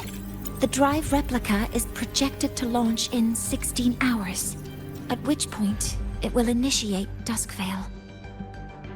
Then we evacuate every remaining soul in Lahai-Roi before that window closes. Check the ships at the Royal Frostlands port, in addition to the escape pods. We don't know how long Duskvale will hold. No one stays a second longer than necessary.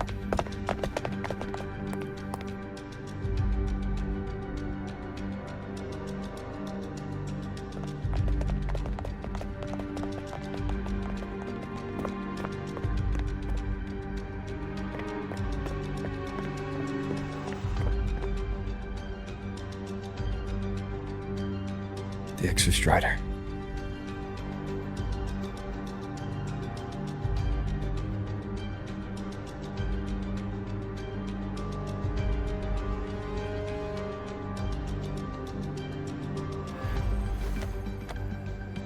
I heard from Professor Mornier. You went dark for a full day. We thought we'd lost you to void space. Activating the Exostrider before it was fully self-regenerated was a massive gamble. We all knew the stakes. We hoped for the best, and of course we prepared for the worst. You're alive. That alone is good news for all of us. No time to kick yourself now. I've got a mountain of work waiting for you, Rover.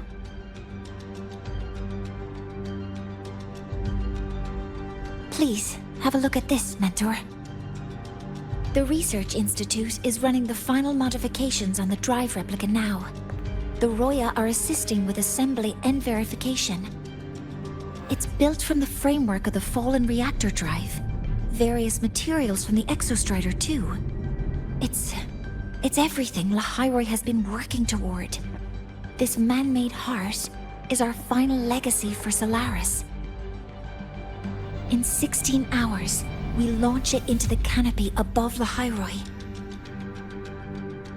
Once evacuation is complete, it will activate, transforming the canopy into Duskvale.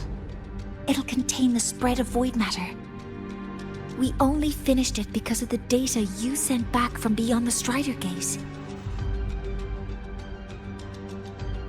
See? Not a total loss after all.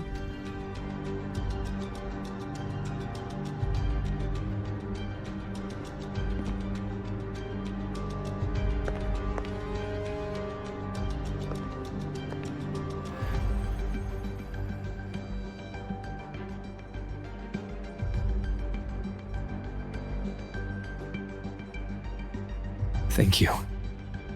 All of you. About what I experienced beyond the gate. There's something I want to show you.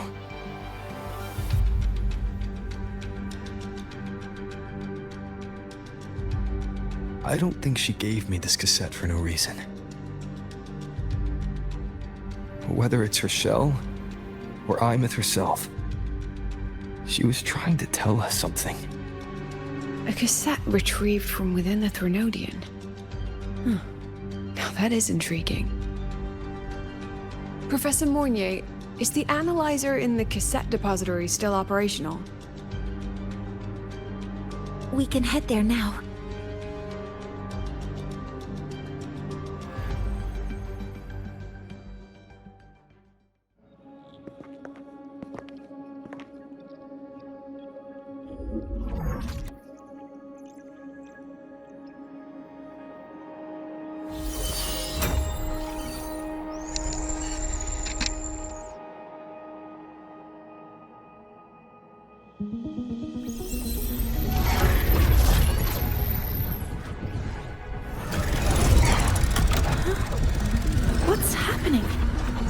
all the cassettes rewinding.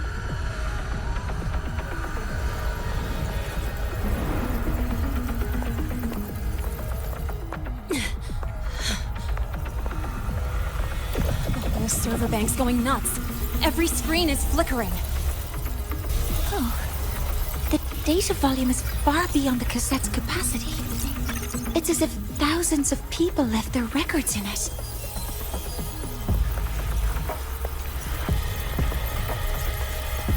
The storage system is destabilized. It's now flooding data into every archived cassette in the room. But this isn't memory data. Aside from the corrupted junk, the compressed mass consists of coordinates. Coordinates? From beyond the gate? Are they locations inside the Threnodian's black hole? Based on your report, Mentor, conventional space-time doesn't apply in void space. You can't plot a standard map there. If Imeth went to these links to give us this, she wouldn't have made it impossible to follow. What if they're coordinates in Lahai-Roi? If such is the case, the origin might be... Please, allow me.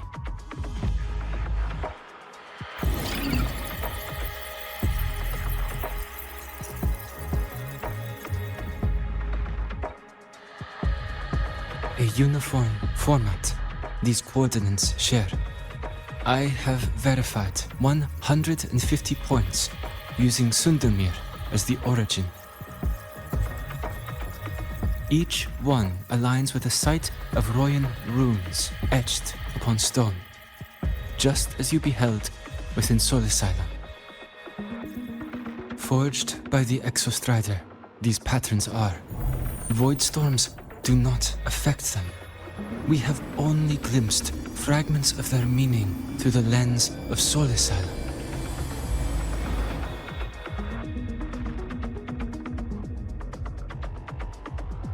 I see. Let me overlay these coordinates onto a Lahai-Roi map. It should make things clearer for us.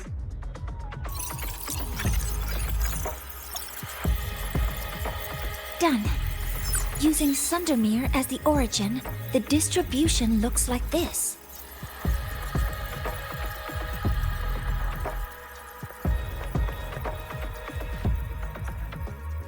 Everything matches.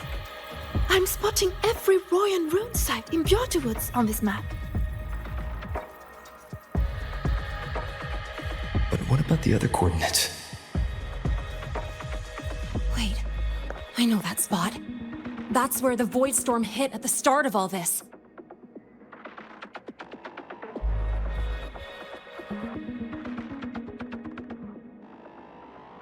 You know, that time when we first met.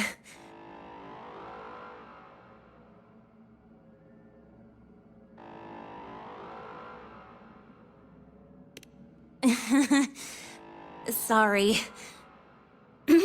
Anyway, back to business. Void storms. If we reverse match the coordinates by transcription order, then Royan runes could be marking every spot a void storm has ever hit.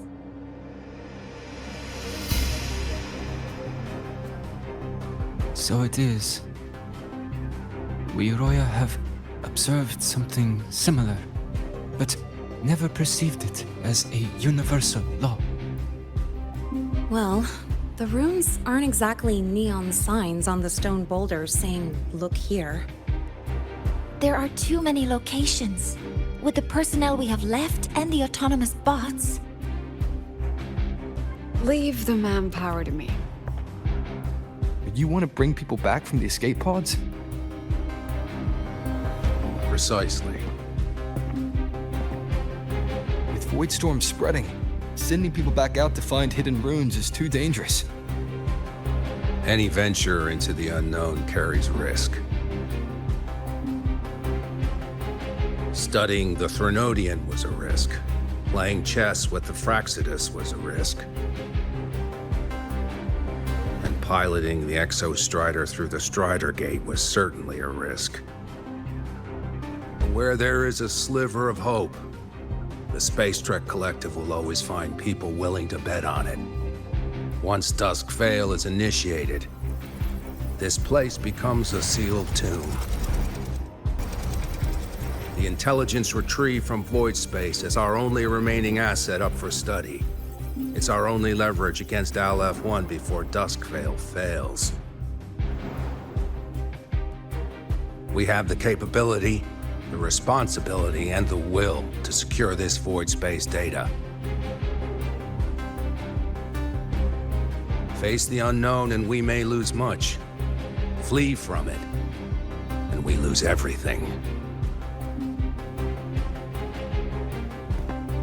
Then leave Bjarta Woods to me.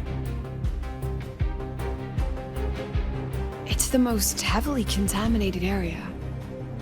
If this is because of what happened to the Exostrider,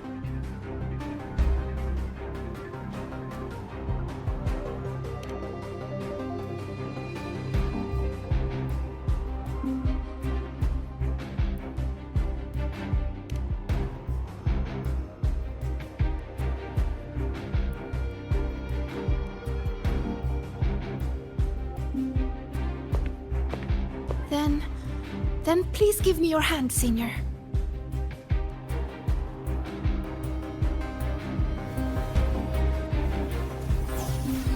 Use this. It will guide you to other Royan runes.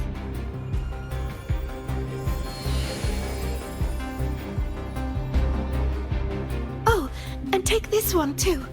It's for protection. With it, you'll definitely come back safely.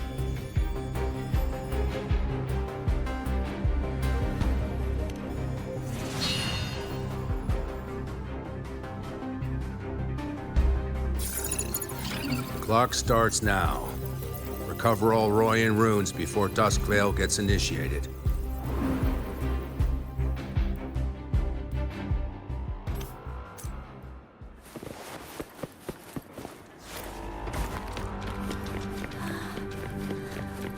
I'm splitting everyone into teams. My hand feels so warm. Incredible. It's like magic. So, this is a Royan rune. I'm splitting everyone into teams. They'll depart in waves according to their assigned groups. Good. I will prepare the interpretation for the Royan runes.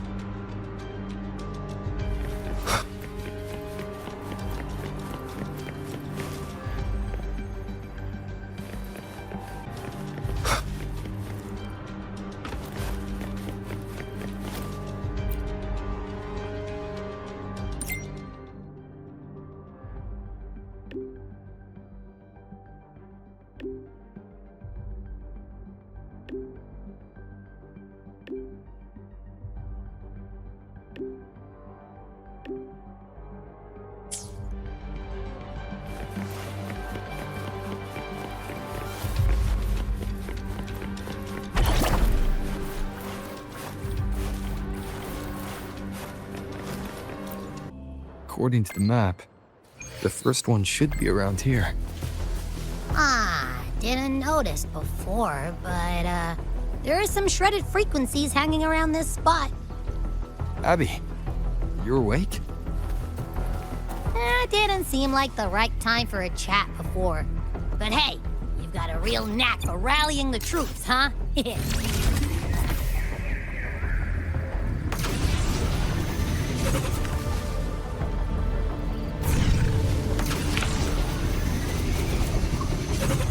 The rune's responding.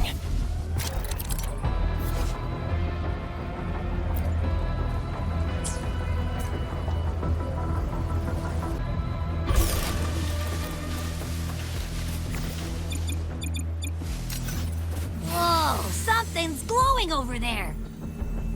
Those outer rune fragments. Line them up just right, and they might connect with the runes and the boulders. Let's try.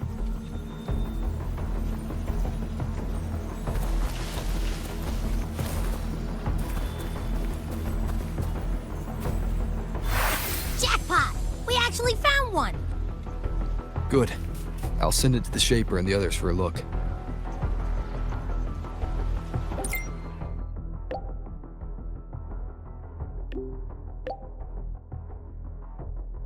All right. On to the next rune.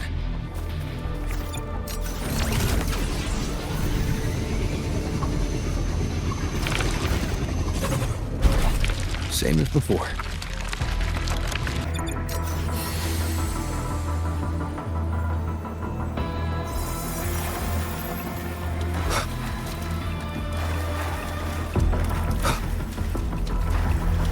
According to the mission details, there's still one left.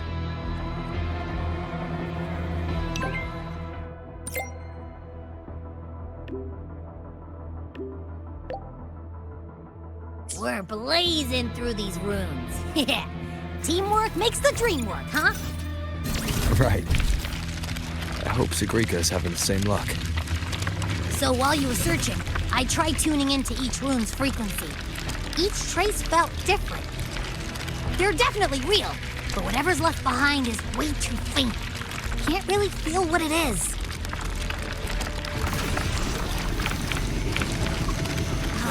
This is the last one, right? Yeah.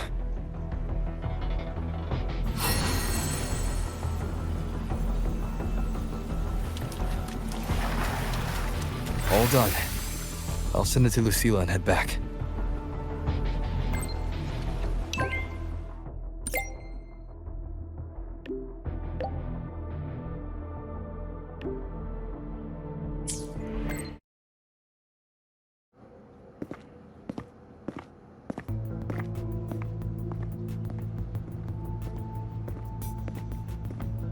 What's going on?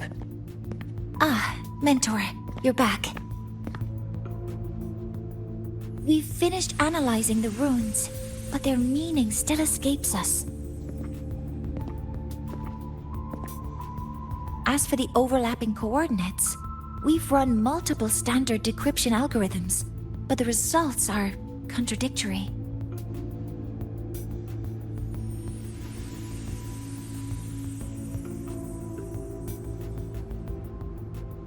I'm no rune expert.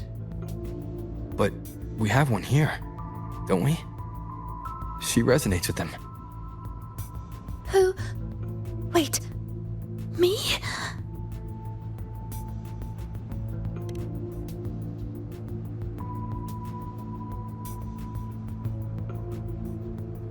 If you're asking me, these runes don't feel flat. They feel spherical. About this big.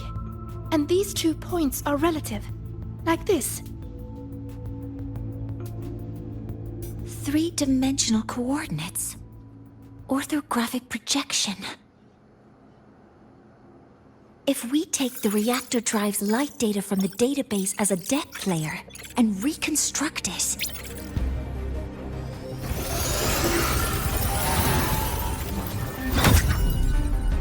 a map forms. The Royan ruins are conveying a spherical map.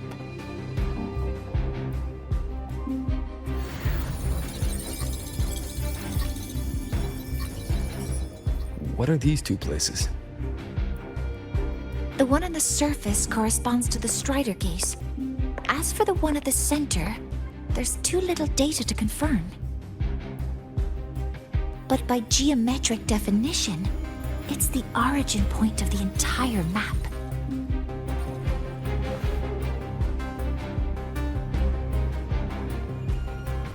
The Exostrider.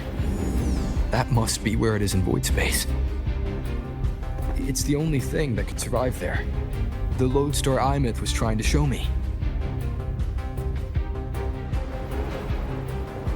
Contamination around the keystone is off the charts.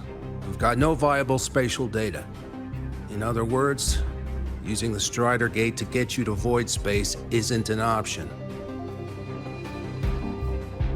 I remember Lucilla mentioning a sealed rift in the Dimor Plains. Yeah, right. Once Hiyuki from the Special Response Force breaks the seal, that could serve as a new entry point.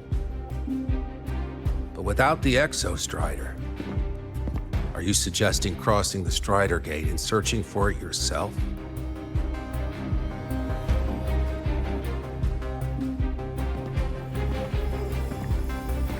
Now that we have a concrete map, I should be able to retrieve the Exostrider before my power of separation gives out.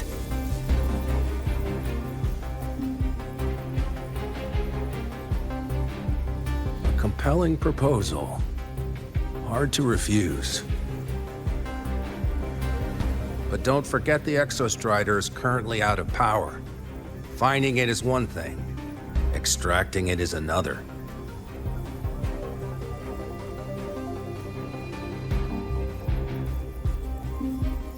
We set a hard deadline.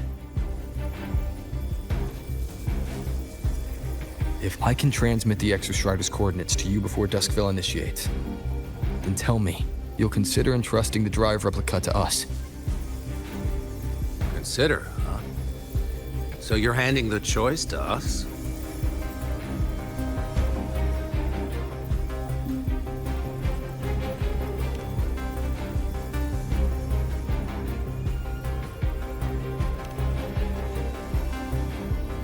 I'm not asking for a guarantee.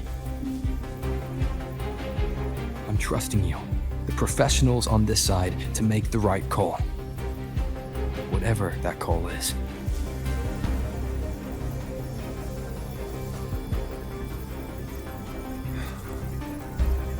The Exostrider's value justifies the risk.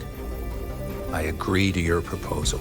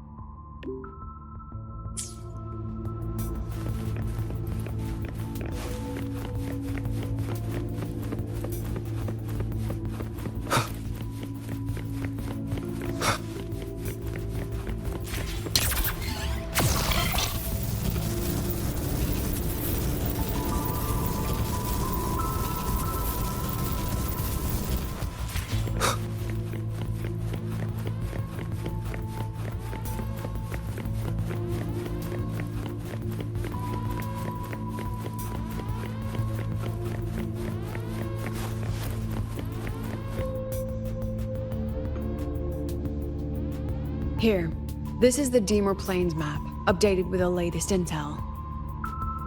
Be mindful of the contamination. It's not just the exoswarm or local life forms being affected. It's sealing off the terrain itself. That said, where there's a will, there's a workaround. Hiyuki found one, though took her some time. That Miko. Yes, she's been investigating the Deemer Plains in secret. You'll meet her there. She also asked me to tell you that she's run into the Fraxitus there, including the missing girl, Denia. Let's just say honesty is in her nature. She just thought you might want to know. Perhaps her way of showing she has no hidden agenda. Noted. I'll be leaving then. Wait. Look me in the eyes. Relax. It's my forte. You've seen it before. I will temper this moment into a bullet of memory, carved with your name, your face, and all you have been. What carries you is not only your own strength. Thing. Save that for... An entry point hidden in the Deemer Plains. Time to get to Bjarda Woods.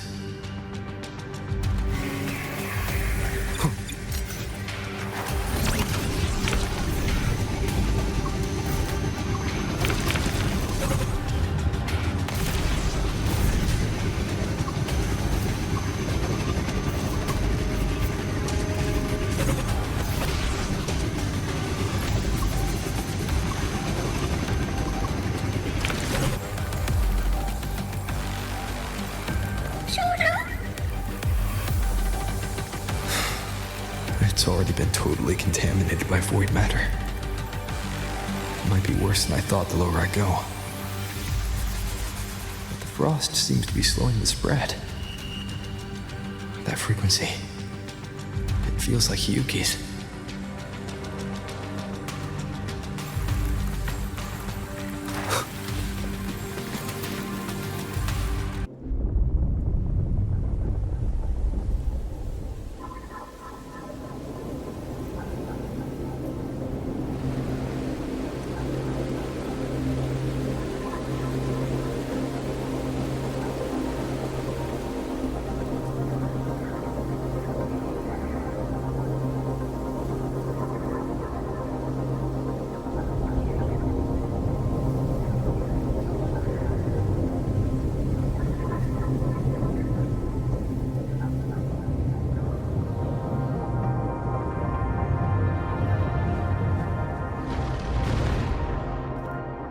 The void matter contamination is bad.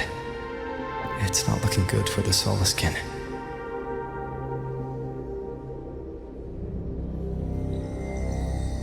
And this white bird, did Hiyuki leave it here?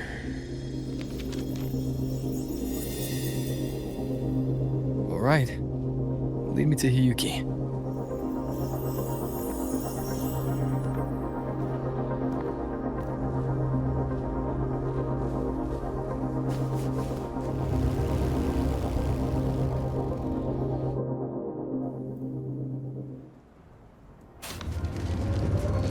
Where is it leading me?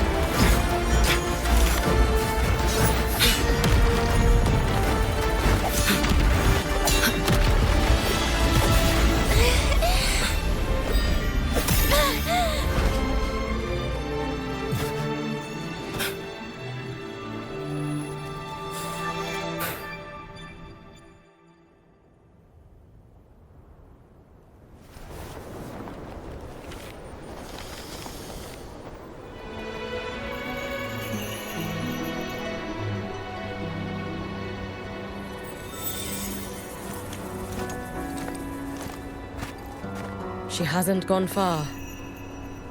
Probably watching us from the shadows.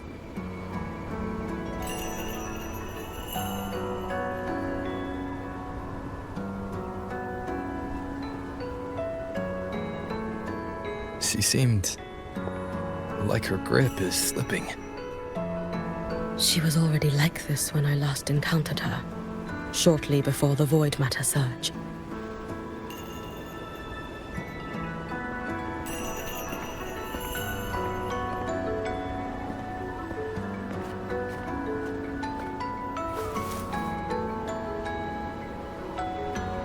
Hiyuki, when you fought Denia, did you see anything like a shadowy hand? Yes. Then Denia was behind the incident beyond the Strider Gate. Could she also be responsible for the Academy's void matter surge? Lucilla contacted me. She said you intend to return beyond Strider Gate. The roads here have been swallowed by void matter. There is no direct passage. Lucilla must have told you of the rift that appeared over a decade ago. Thinking back now, that was likely the Fraxidus' doing. Luke said the Grand Architect caused that rift. That was what led to Iman's death in the simulator cockpit.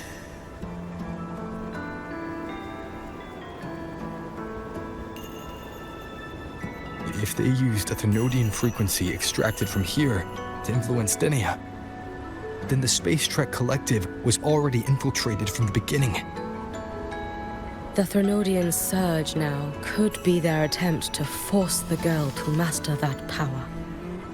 Or perhaps that power within her has simply broken its leash. Long ago, I sealed a portion of my own power there to help aid the Solvane Heartwood resist the Thenodian. Break the seal, and you will pass through the rift to reach the void matter depths beyond it. Understood. I'm relying on you. Let's go. Time isn't on our side.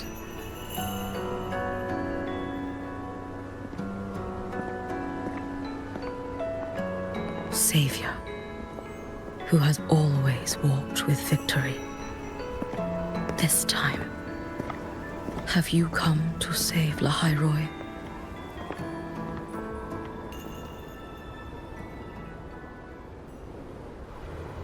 This is...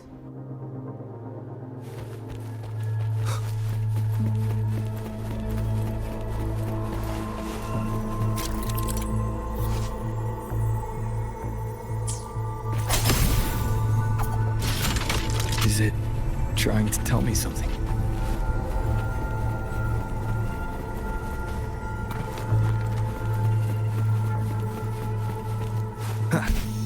Aleph 1 seems to hold little interest in anything besides humans.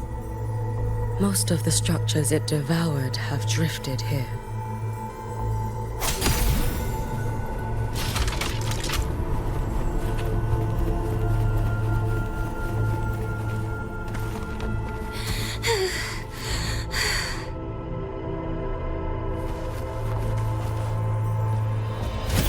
It's that girl.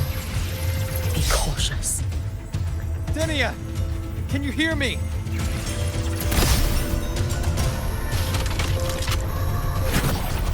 I will handle this.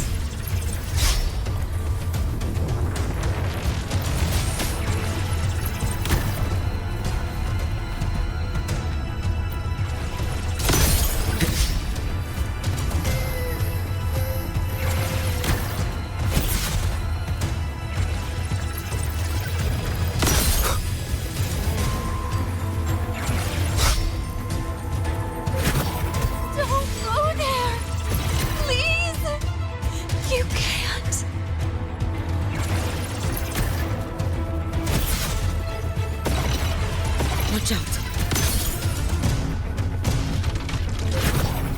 No! Don't! Let me handle this.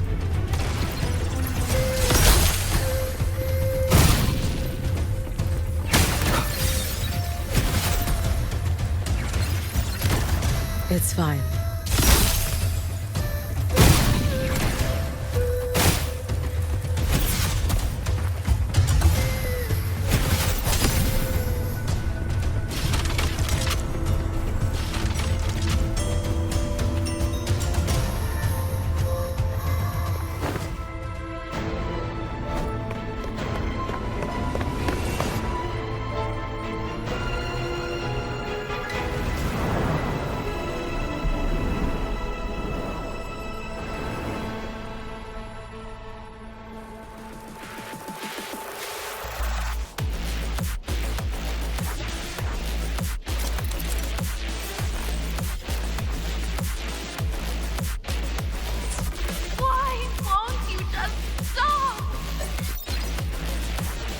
We need to use these blocks to make a climb. It will eat you.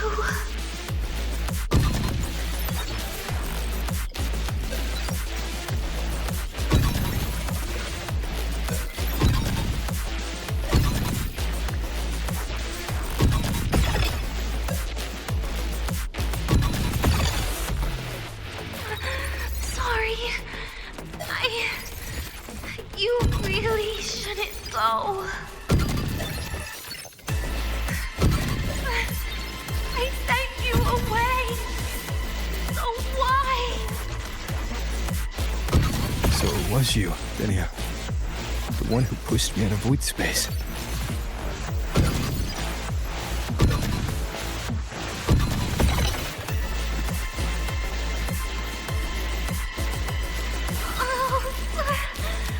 My head! It hurts.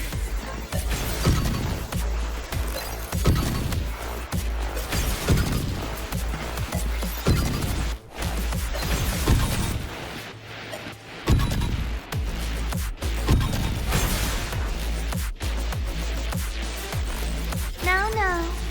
Playtime's over.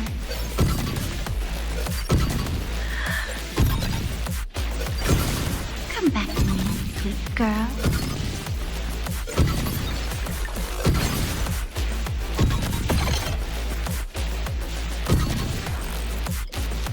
No! Please! Don't eat me!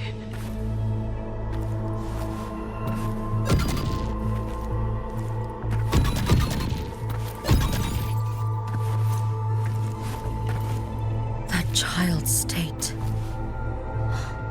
She did not appear to be under complete control. It was Denia herself who stopped us. Let's go. We need to get up there first. Got it.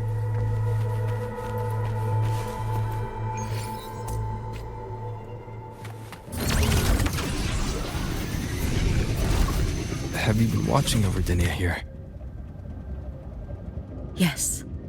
After I sensed the Thenodian's breach, I sent my Shiratori to trace it. That led me here, to her, in the Deemer Plains. She remains under the Fraxidus' sway, but her actions just now betray her own will. She always hid in the void storms. I have no wish to harm her, so I did not find the right moment to intervene.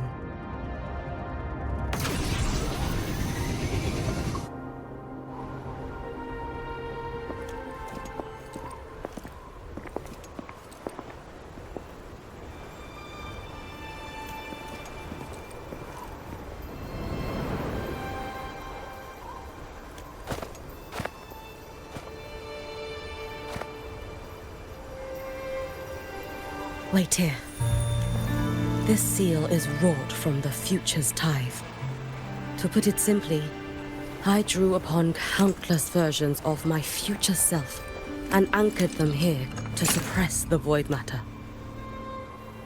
To break the seal is to reclaim those futures. That task is mine alone. I understand. I'll leave it to you. There is one thing. With Aleph 1 active, I may not be able to restore this seal once it is broken. You choose the most perilous path at the most perilous time.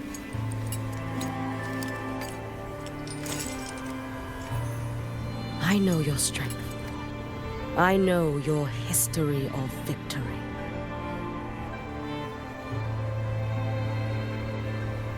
To take such a risk? Is it because you remain confident you will not fail? That you cannot lose to the Thenodians?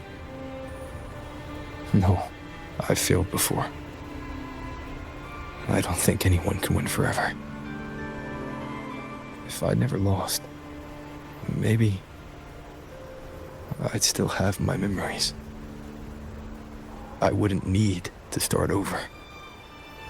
Solaris would be free from the lament. I do this because I can.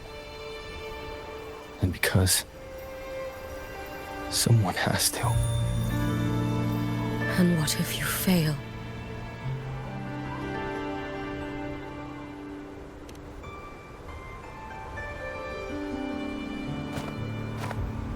I meant, what becomes of you? Maybe I'll be lost to void space.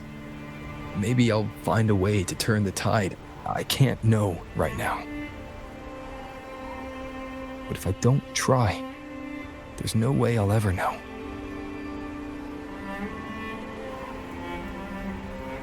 makes me scared isn't coming up short. It's the thought of not giving it my all. The cost of this attempt is steep, and you bear the weight of many. I expected more caution.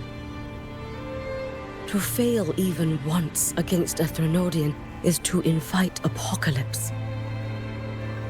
Even knowing this, you would still go. Hyugi, Lucilla told me you fought a Threnodian in Ashina for a long time. I don't know how you did it, but I can only imagine what it took to hold the line in a place already so destroyed. So, I'll ask you. Did you fight in Ashina because you were certain you would win?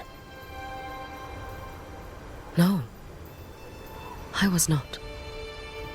I never was. Then you understand why I'm doing this. You would make the same choice in my place. I see. I will attend to the seal of flaming Sakura. It will not take long.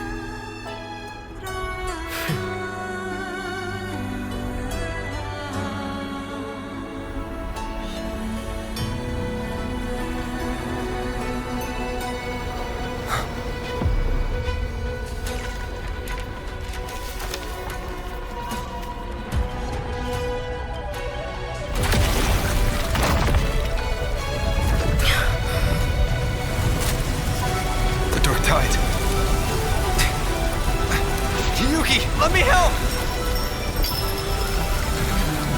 No need. I must do this myself.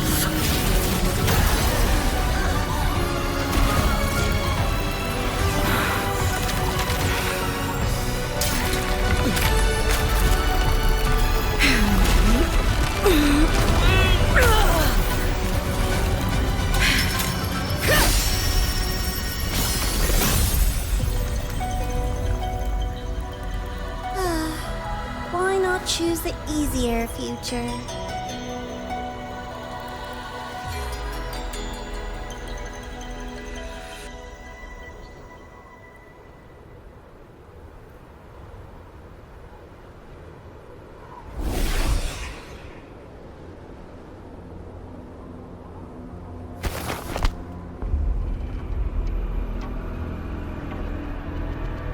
The girl. Oh, it's been a while, Miko of Flaming Sakura. And you as well, Rover. I burned my future as a Threnodian resonator. Your plan holds no meaning now. Every step in our dance has its purpose, Lady Miko. Our paths have crossed often, but in my design, this is our true introduction to each other. Because at last, I have a masterpiece, worthy of your attention. You infiltrated the collective for Dini and Hyugi. You wanted Leviathan's power, to merge them into one.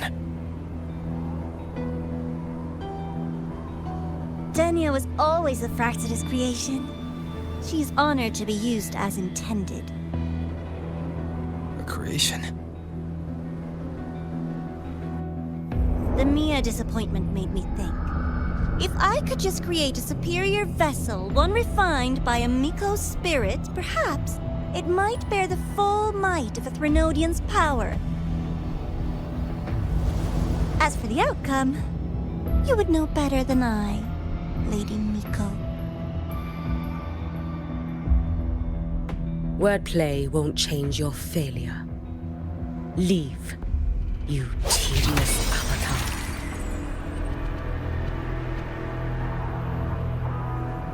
Failure?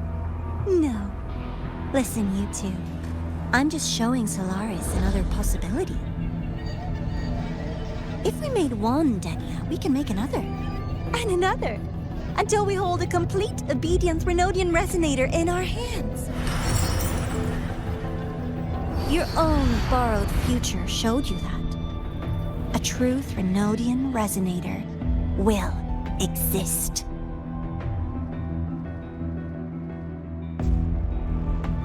Help! Help me! All that desperate running on the wheel and you still came up short. I'll have to throw you away.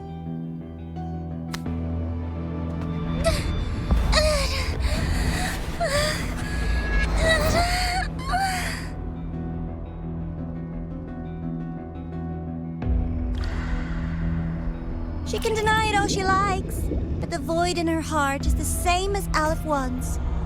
That emptiness, it will always pull her towards the Threnodian's power.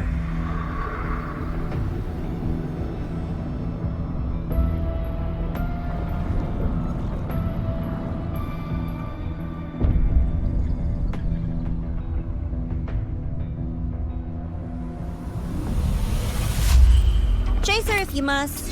You do so love playing the savior, Rover. As for this avatar, I'll spare you the trouble.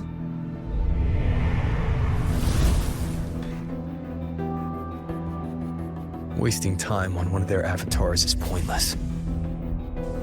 Come on, Hiyuki. The seal is open. We have a job to do. Denia needs us.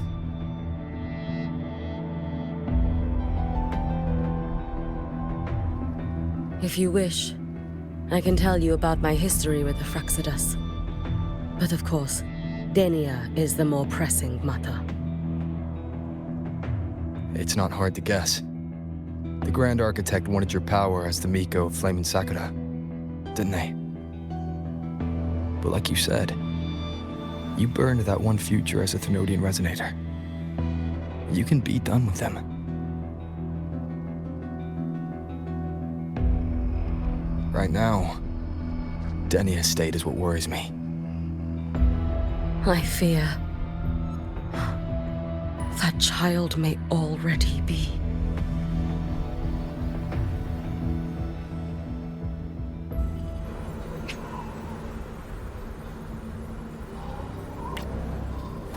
Energy consumption increased.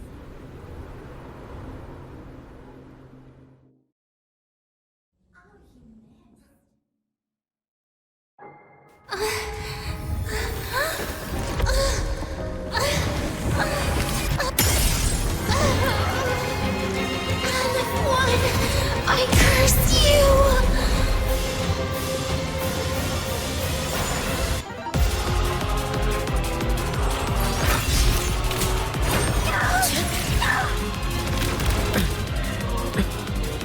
No chance. You, the Space Truck Collective, all this running around for nothing. Too late to escape. Let there be snow. Bone of me. Protest fading away. Be gone. Wind calls, waves follow.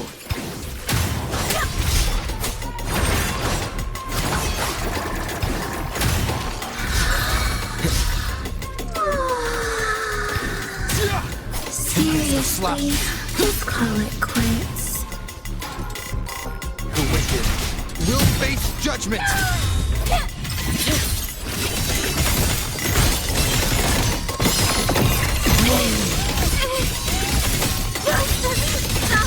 Time to end this. Follow my rules if you can. I'm refusing to turn back!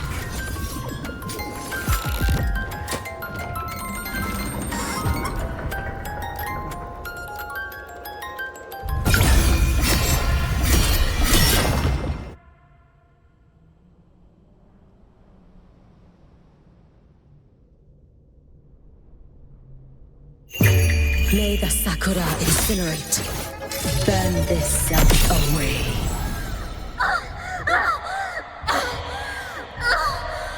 Damn you! Out of one! Wind calls, waves follow. I am the Tempest!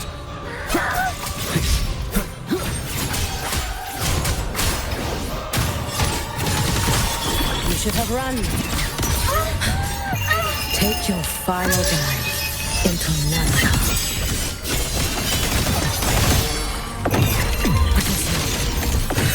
Fading blue.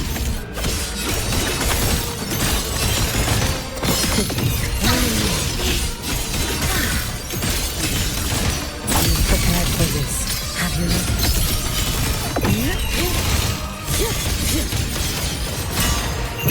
Roam above the inferno, gazing at the snow.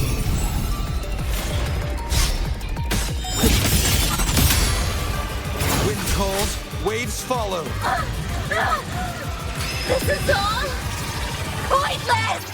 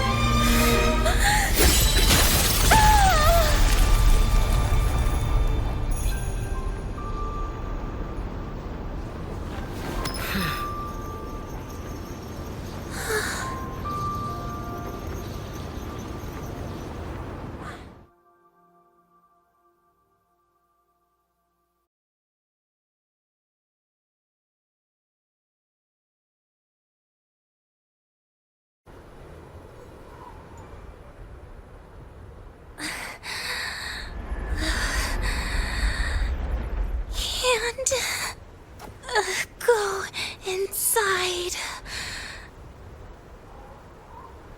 Rest now. Do not worry. The void matter frequency within her has weakened. She will recover.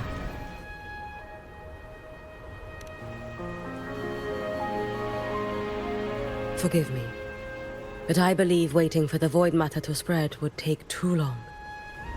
This will be faster. Allow me to handle this. There is not much time left in your deadline with Mr. Chase.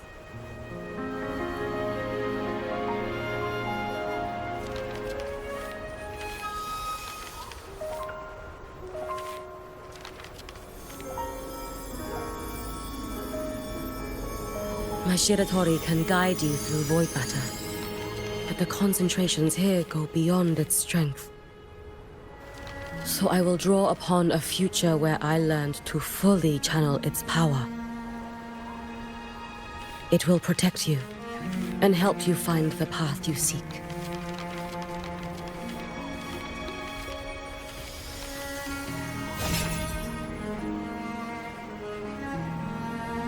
The rest is yours to face. Thank you, Yuki.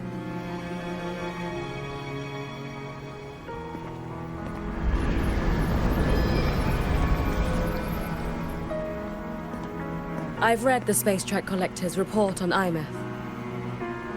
She wrote that her intention is saving the world. Lucilla said you are her family. I suppose you must be the reason she held that vision.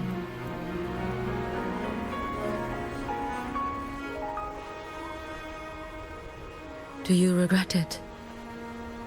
Leading her to the Savior's path? To a life of pain and struggle? One must walk this path alone in order to protect.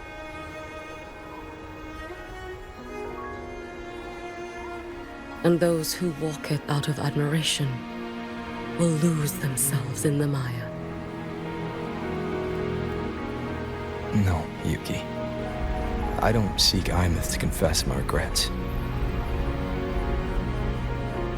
I want to find her, so I can tell her.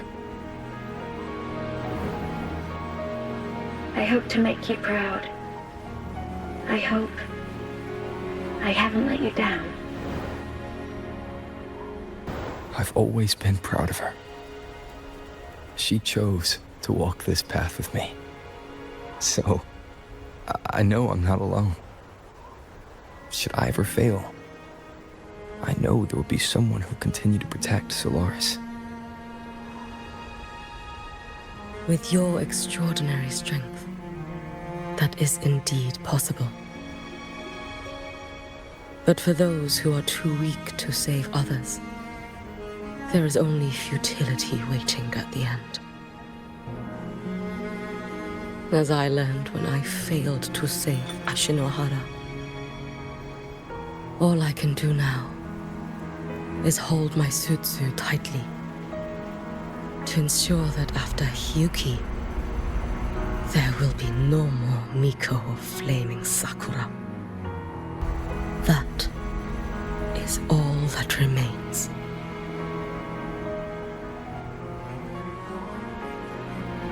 From Lahai-Roi to the distant lands of Jinzhou and Rinasida, people rise up to fight the Thrunodians. I've been a part of that fight. But to pretend I'm the only reason they're standing, that everything fails if I do, that's arrogance. It's an insult to everyone else choosing to stand their ground.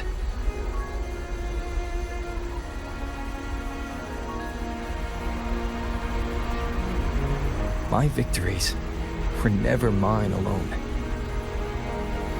If even one person makes it to the end of this road, then we're still winning. Hyuki, when you're walking alone and feel that weight, just stop for a moment. Look around. Stop. You'll see that there are people who draw strength from you. People out there who are proud of you. And when you finally reach the end of your journey, you'll know it was never futile.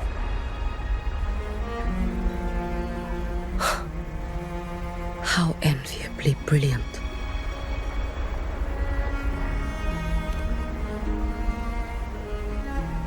It is nothing. I will tell you when you return.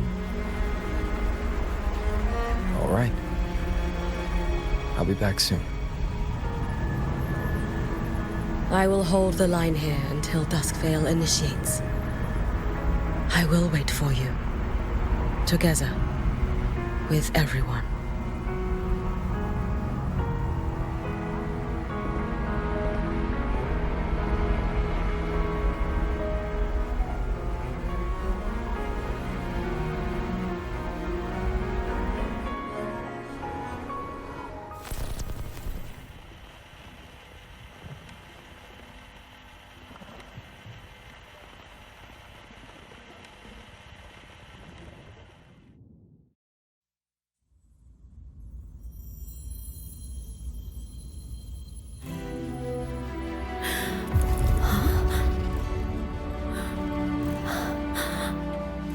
Exostrider?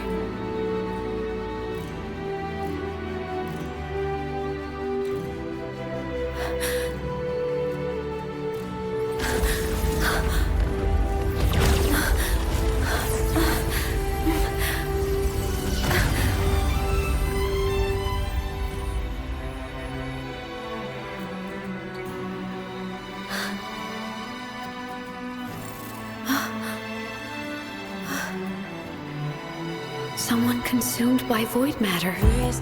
Come here. The Exostrider's power is nearly spent, but I'll do my best to protect you.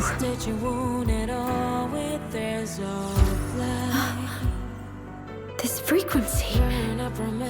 No! Your existence is already nearly... Where am I? Did the void storm consume me? Am I dead? Is this void space a higher dimension? Our existence is fading. Did you just say that time and space have no meaning? Who's speaking? I can't see you, but I can feel you. Sound doesn't travel here. Thoughts do.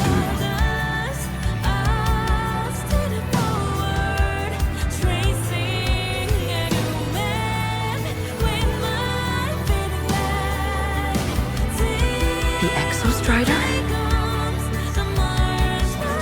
Why is the Exostrider here? What happened? The light. What should we do?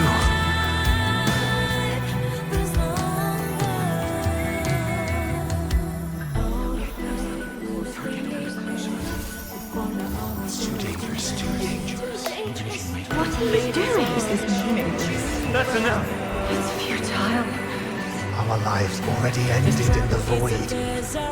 I heard the Exostrider's cry for help. I want to find it.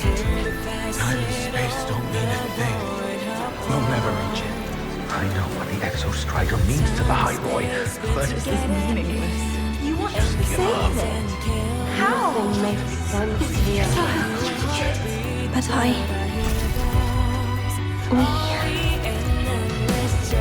We made it to the stars to reach for the unknown, didn't we?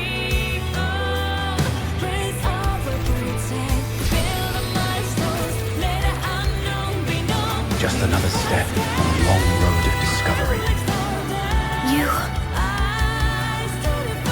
This is where we came from. A space-time coordinate with the Exostrider as the origin? But that's impossible inside a black hole.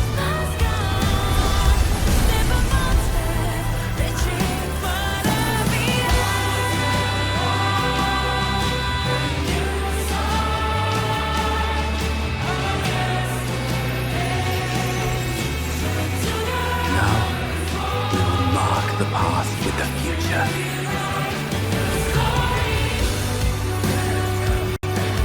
Thank you. You charted the unknown with your lives. I'll make sure it's not in vain.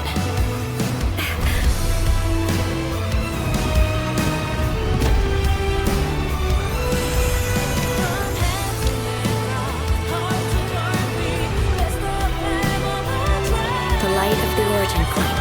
We will bear it.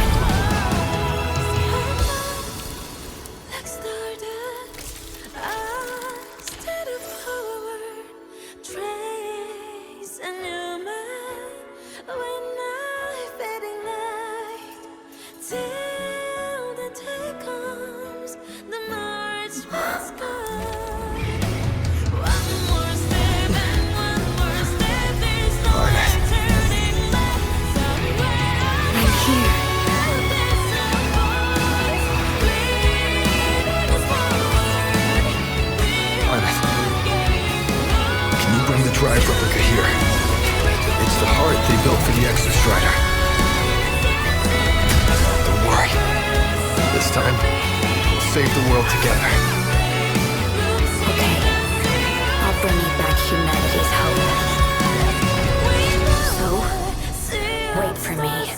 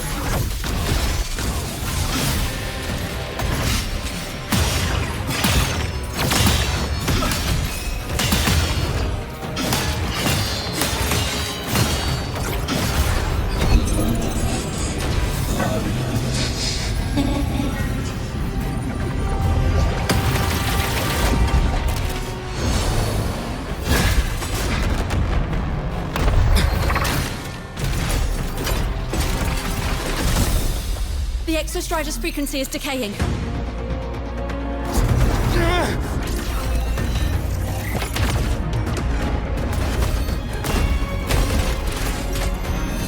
Its reading is about to flatline. Status on the drive replica. Almost ready. We just need the calibration data now.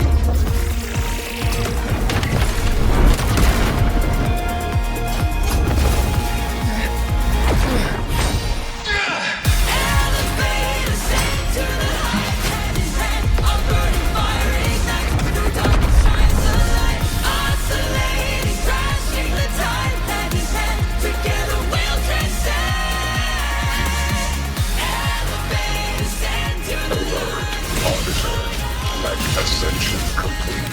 Systems at peak. Ready to re-engage enemy. Exostrider, you're awake. Assessment. A human heart is now operational within me. I can now speak with their voice. In Frostlands, where civilization should not have taken root, a collective is born. A will to explore what lies beyond. They have chosen me.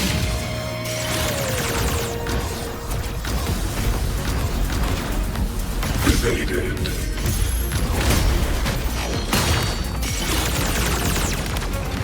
Engage. Evaded.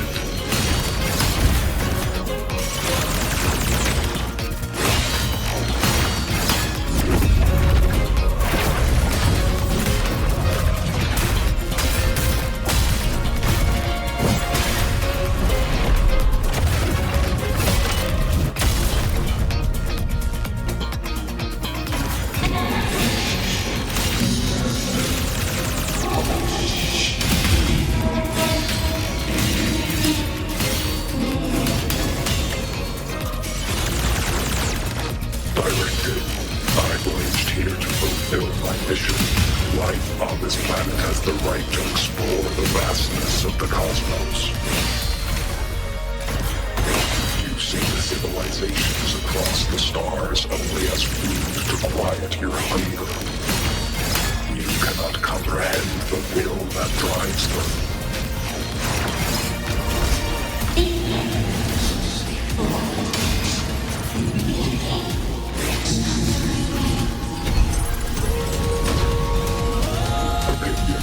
Even if humanity's final frontier is an endless void, it is not proof of a meaningless pursuit, LF1.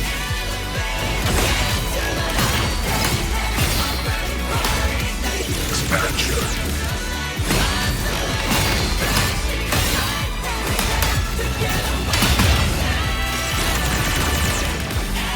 Engage.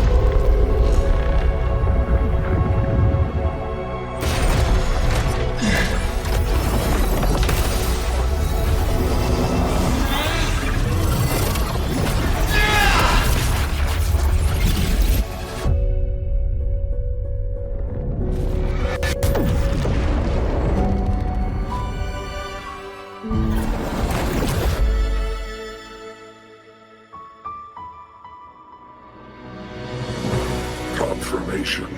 Battle concluded. Void matter responses within this sector have dissipated. But Threnodian LF-1 wasn't destroyed. Analysis. Resonator Imuth. Under current parameters, the permanent termination of Aleph-1 is impossible.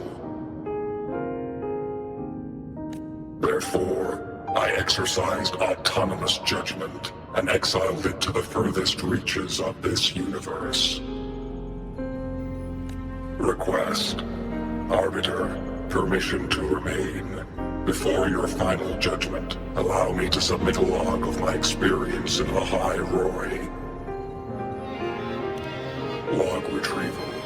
On multiple return transits, I was detected by Aleph-1. It pursued me, its objective to enter Solaris through the Strider Gate.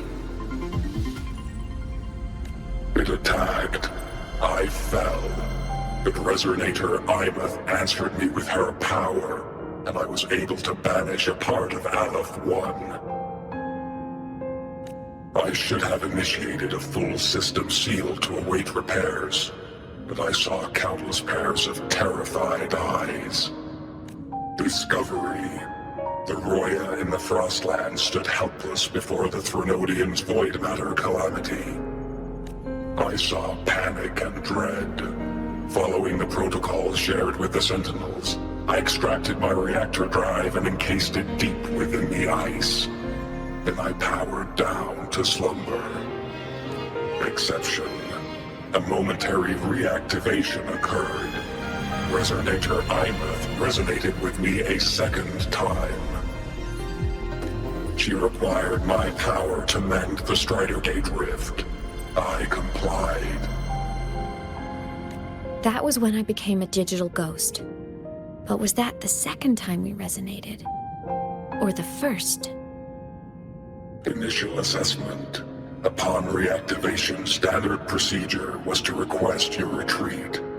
Direct engagement with Aleph-1 was a tactical irrationality. But the human heart granted me a voice. The will of this civilization gave me the strength to stand with you. Component analysis. This drive replica forged by humans is crude and fragile compared to my original drive. I can feel each one of its pulse cycles, violent, eroding itself with every beat. The shrill, grating friction of wear. This is the first time I have ever heard myself. A heartbeat bestowed upon me by them. With this heart installed, I have acquired capabilities previously undocumented outside the Sentinel Mech series. Projection. Given Threnodian Aleph-1's abilities, we must assume it retains the capacity to return. Once the Strider Gate is fully sealed, I will remain on this side as its guardian. I will bar its re-entry into Solaris. Request. Arbiter, I was born from humanity's hope. Please permit me to remain here and protect them until this heart ceases to beat. Query. Resonator Imuth, are you willing to accept a portion of my power? When I first arrived in Lahai-Roi, your assistance allowed me to seal the Threnodian beyond the Strider Gate. Your current state is a consequence for which I bear responsibility. While I slumbered, you safeguarded Lahai-Roi in my stead. Now, the death that once drew near has been severed. Henceforth, your companion will be an enduring life. Summary. I am experiencing the state defined as guilt. Oh, Exostrider, you're really wearing your heart on your sleeve, aren't you? But hey, I chose this path myself. Made my peace where it ends a long time ago. As for your question, This savior's got a career to uphold. Gotta level up if I'm gonna keep kicking bad guy butt, right? So your power? Hell yeah, I'll take it. Authorization. Resonator Imuth's agreement confirmed. Synchronization limit removed. Commencing resonance. Suggestion. Don't you dare feel guilty. Thank you for living up to my hopes. So, let's make our goodbye a happy one, okay? Detection. Arbiter, you have brought your cassette. Proposal. Please allow me to take it. I wish to burn a frequency onto the tape for you to return to Lahai-Roi. Briefing. While traversing the stars at high velocity, my trajectory once intersected with a slow-moving probe. Its hull was marked with Solaris script. Its launch date is estimated to have occurred a long time ago. I intercepted and recorded the signal it has been continuously transmitting to Solaris. Its name is the Far Watcher. Objective. I wish to offer this recording as a gift to the people of Lahai-Roi. Status. Strider Gate closure imminent. Preparing to return the Arbiter and Resonator to Lahai-Roi. Query. One last thing, Arbiter. Will you permit me to alter my designation to bear the name Lahai-Roi? Objective. I wish to always be reminded of my heart's origin. As you wish. Designation change complete. Thank you, Arbiter. Valediction. Farewell, Arbiter. Please deliver my temporary goodbye to the people who forged this heart. Prediction. We will meet again in the boundless sea of stars.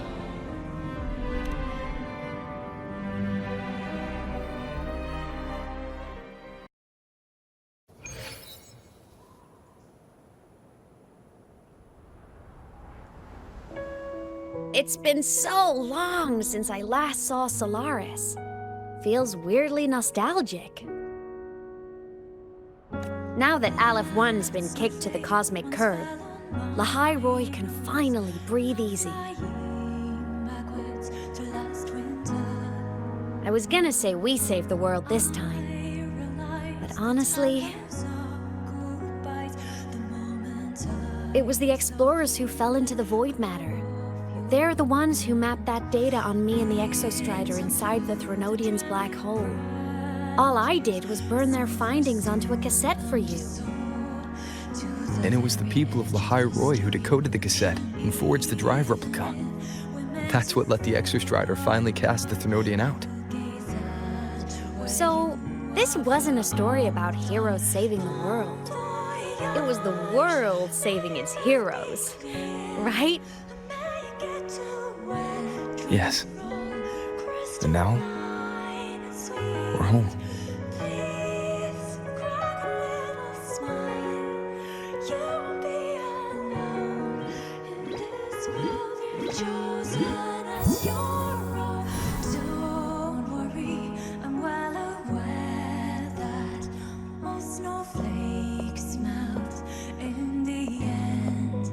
You're back. Yeah. I'm back now.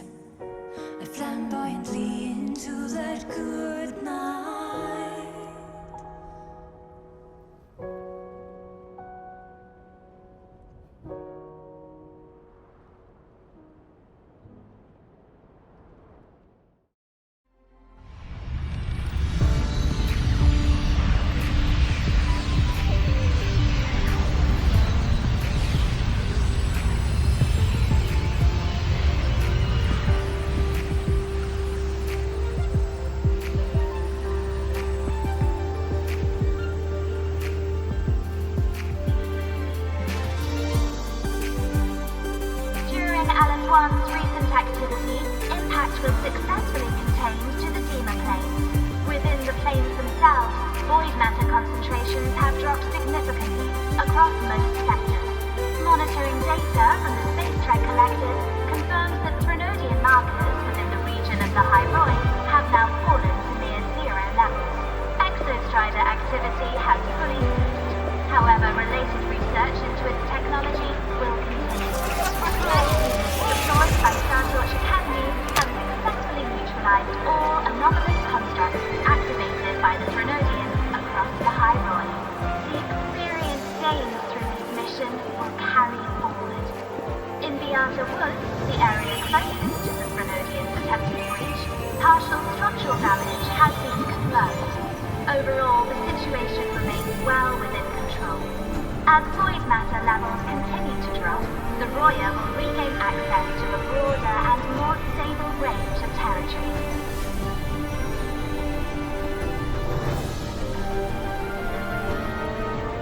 Once shrouded in void matter, Lahai-Roi now stands restored. This was made possible by the choice of every last explorer. The road ahead is vast. We will reach the stars. And then we'll keep going.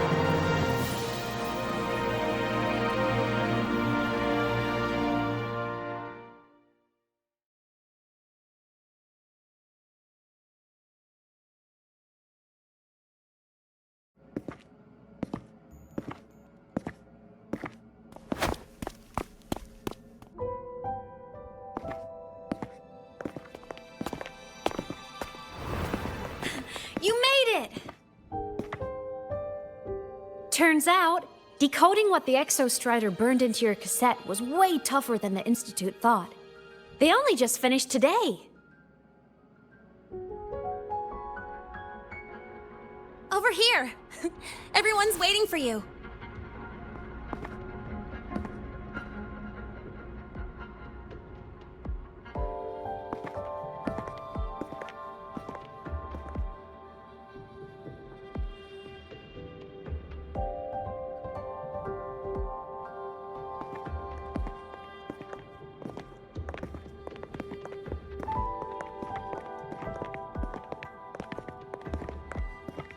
What could it possibly be?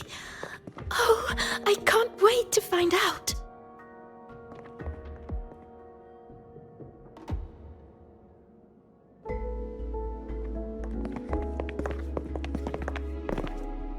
The Far Watcher. I have to admit, I was genuinely surprised when you handed me this tape and said that name. You said it was one of the 9 interstellar space probes, launched before the etheric sea engulfed Solaris.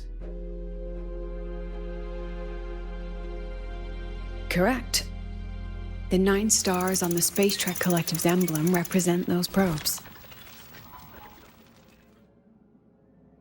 Ever since then, Solaris never received another signal from them. Not a single one. Until today. Professor Mornier, you may begin playback.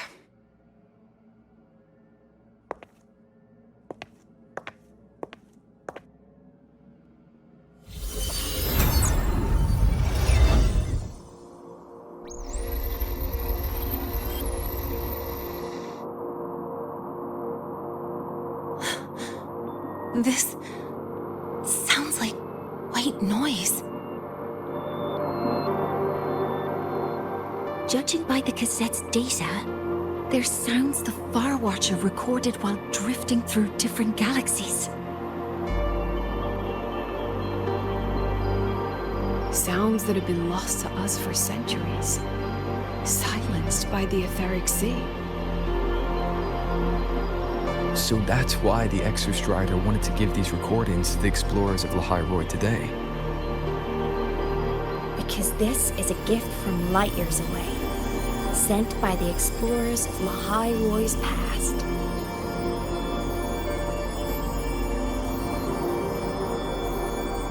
Echoes from a sea of stars.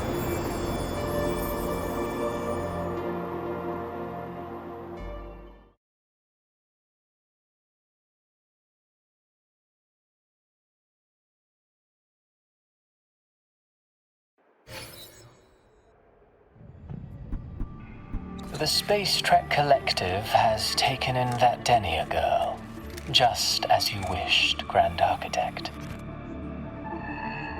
Good. Just let them care for the little doll for now. Such an extraordinary performance. I'm sure I can find another role for her later. All retrieved data has been processed, awaiting review at your leisure. May I ask what you plan to do next?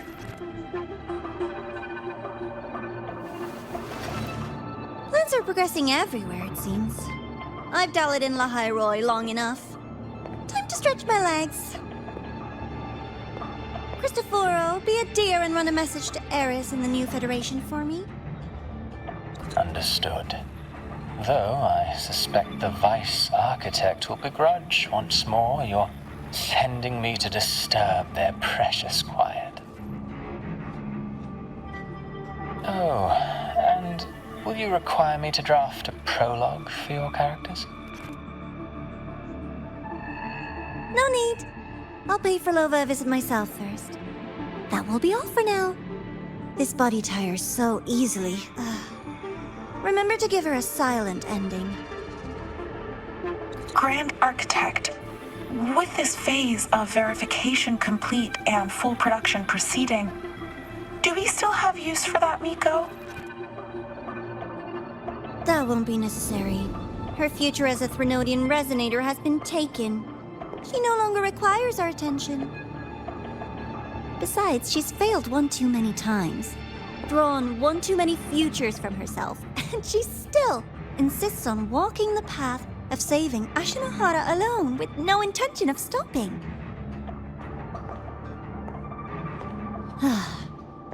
Every step she takes only deepens that obsession.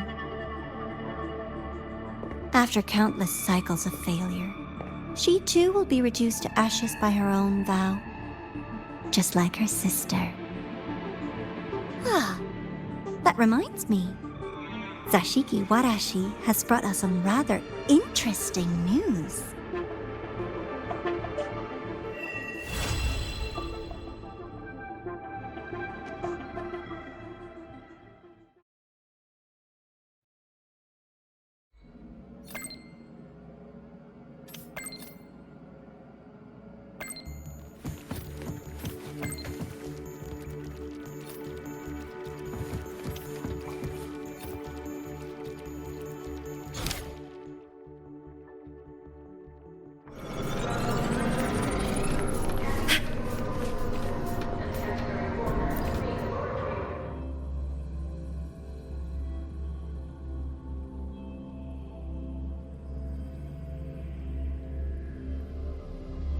Gyokuro must be just ahead. This was Honami's last rite of purging.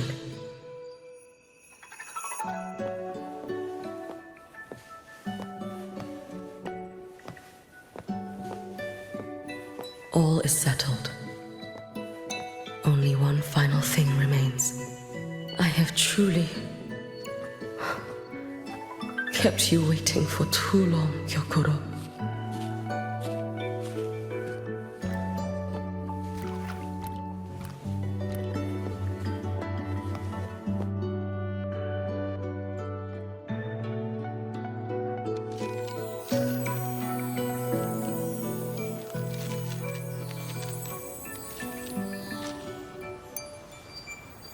Finally came to see me.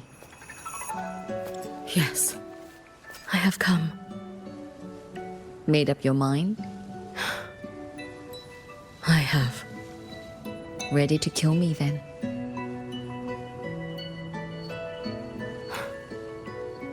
Yes. Oh, has my little Hiyuki grown so confident that she can best me without even drawing her blade? Now, don't forget who taught the Miko of Eternal Flaming Sakura. Can't show a little respect to your elder? You call what you did to me teaching, Gyokuro?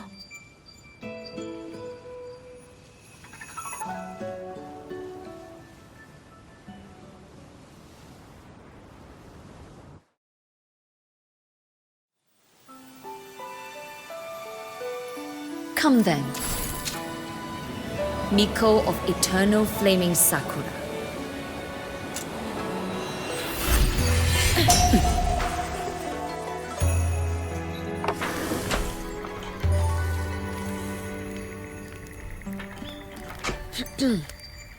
Calm yourself. A restless heart makes for unsteady hands. But I do not wish to learn this. Then what do you wish to learn?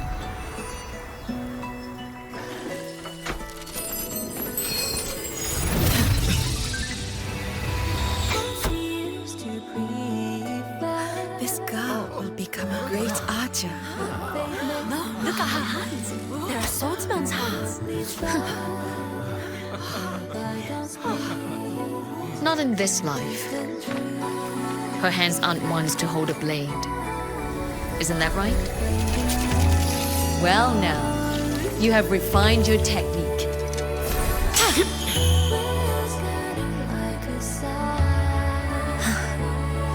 Hiyuki, do not let the Sutsu bind your fate. Go seek a future of your own.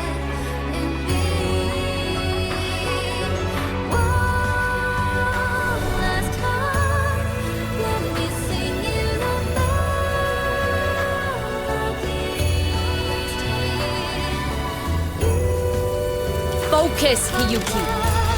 Survive this strike and reach your tomorrow.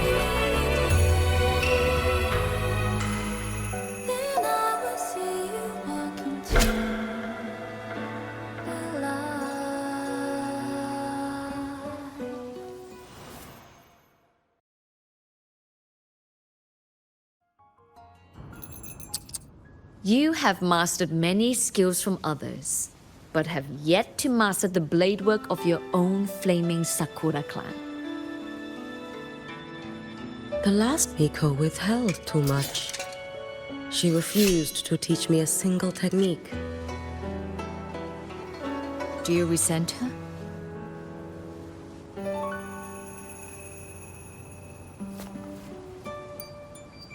I do. Even now? Every moment.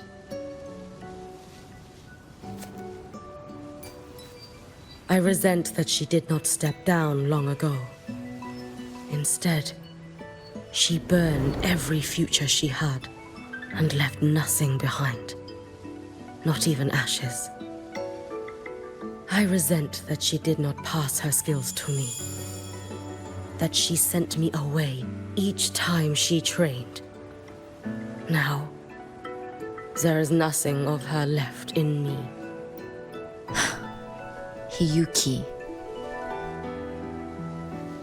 I resent that she always told me to be myself, yet chose a death that was nothing like herself.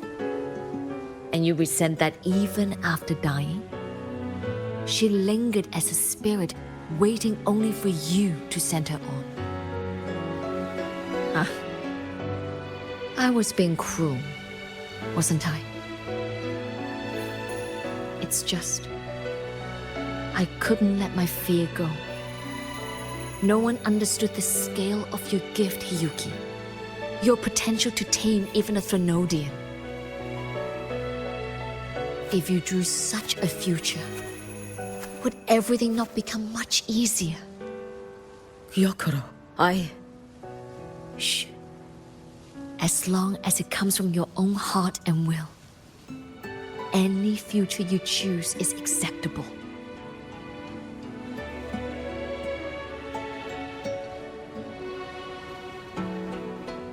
But if our little Hiyuki truly became a Threnodian resonator, well, I'd have no choice but to follow family law and send us both on our way.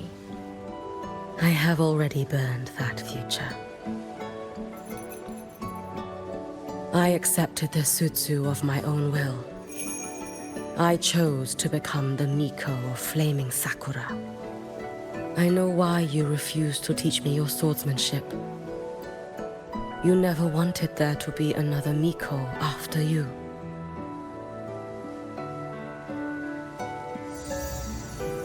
I will fulfill that wish, sister. After Hiyuki, there will be no more Mikos of flaming Sakura. The Miko of Eternal Flaming Sakura. That is a heavy title to bear. It is. The future ahead is long. Very, very long. I know. Through the Suzu, we draw strength from countless possible futures. But each time you do, you see yourself draw closer to Miko's destined end. A future burned to cinders, leaving nothing behind.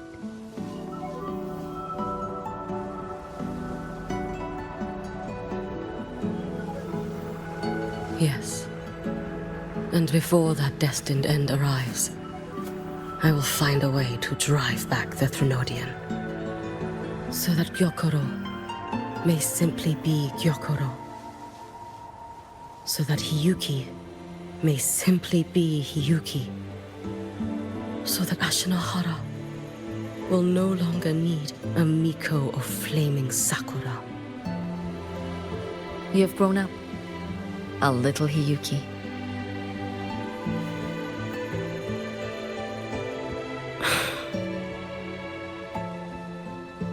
I met someone, sister.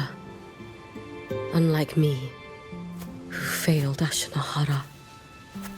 He always finds a way to save. That must be difficult for you to bear, little Hiyuki.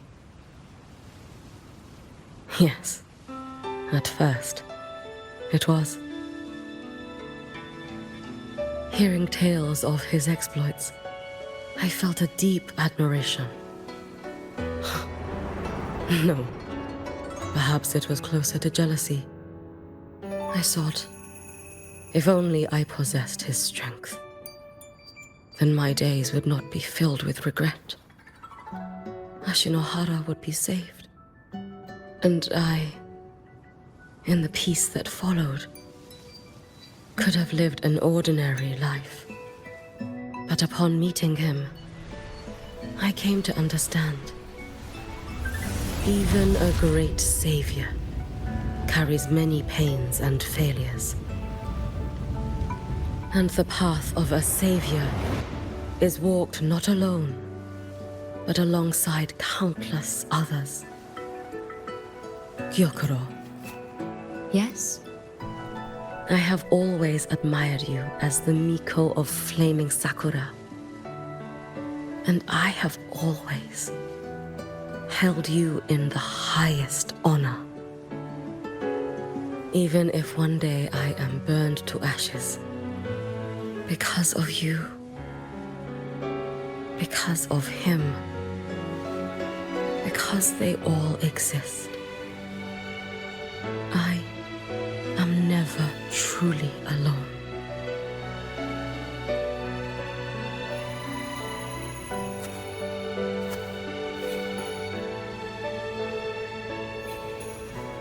I take great pride in you too.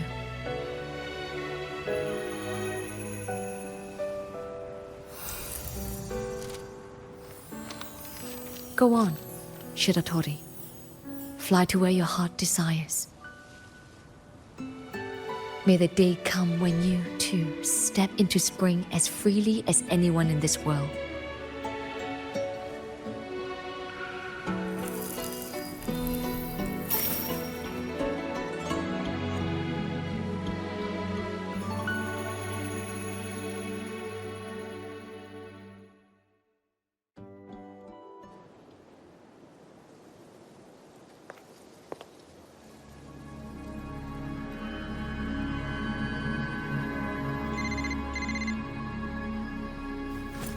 Greetings, Miko of Flaming Sakura. You. Oh, relax. I'm not here to recruit you. I just heard a piece of news and thought you might want to know. Not long ago, that island floating over the sea, your hometown, it vanished. All in a single day. Congratulations on your wish coming true, Lady Miko.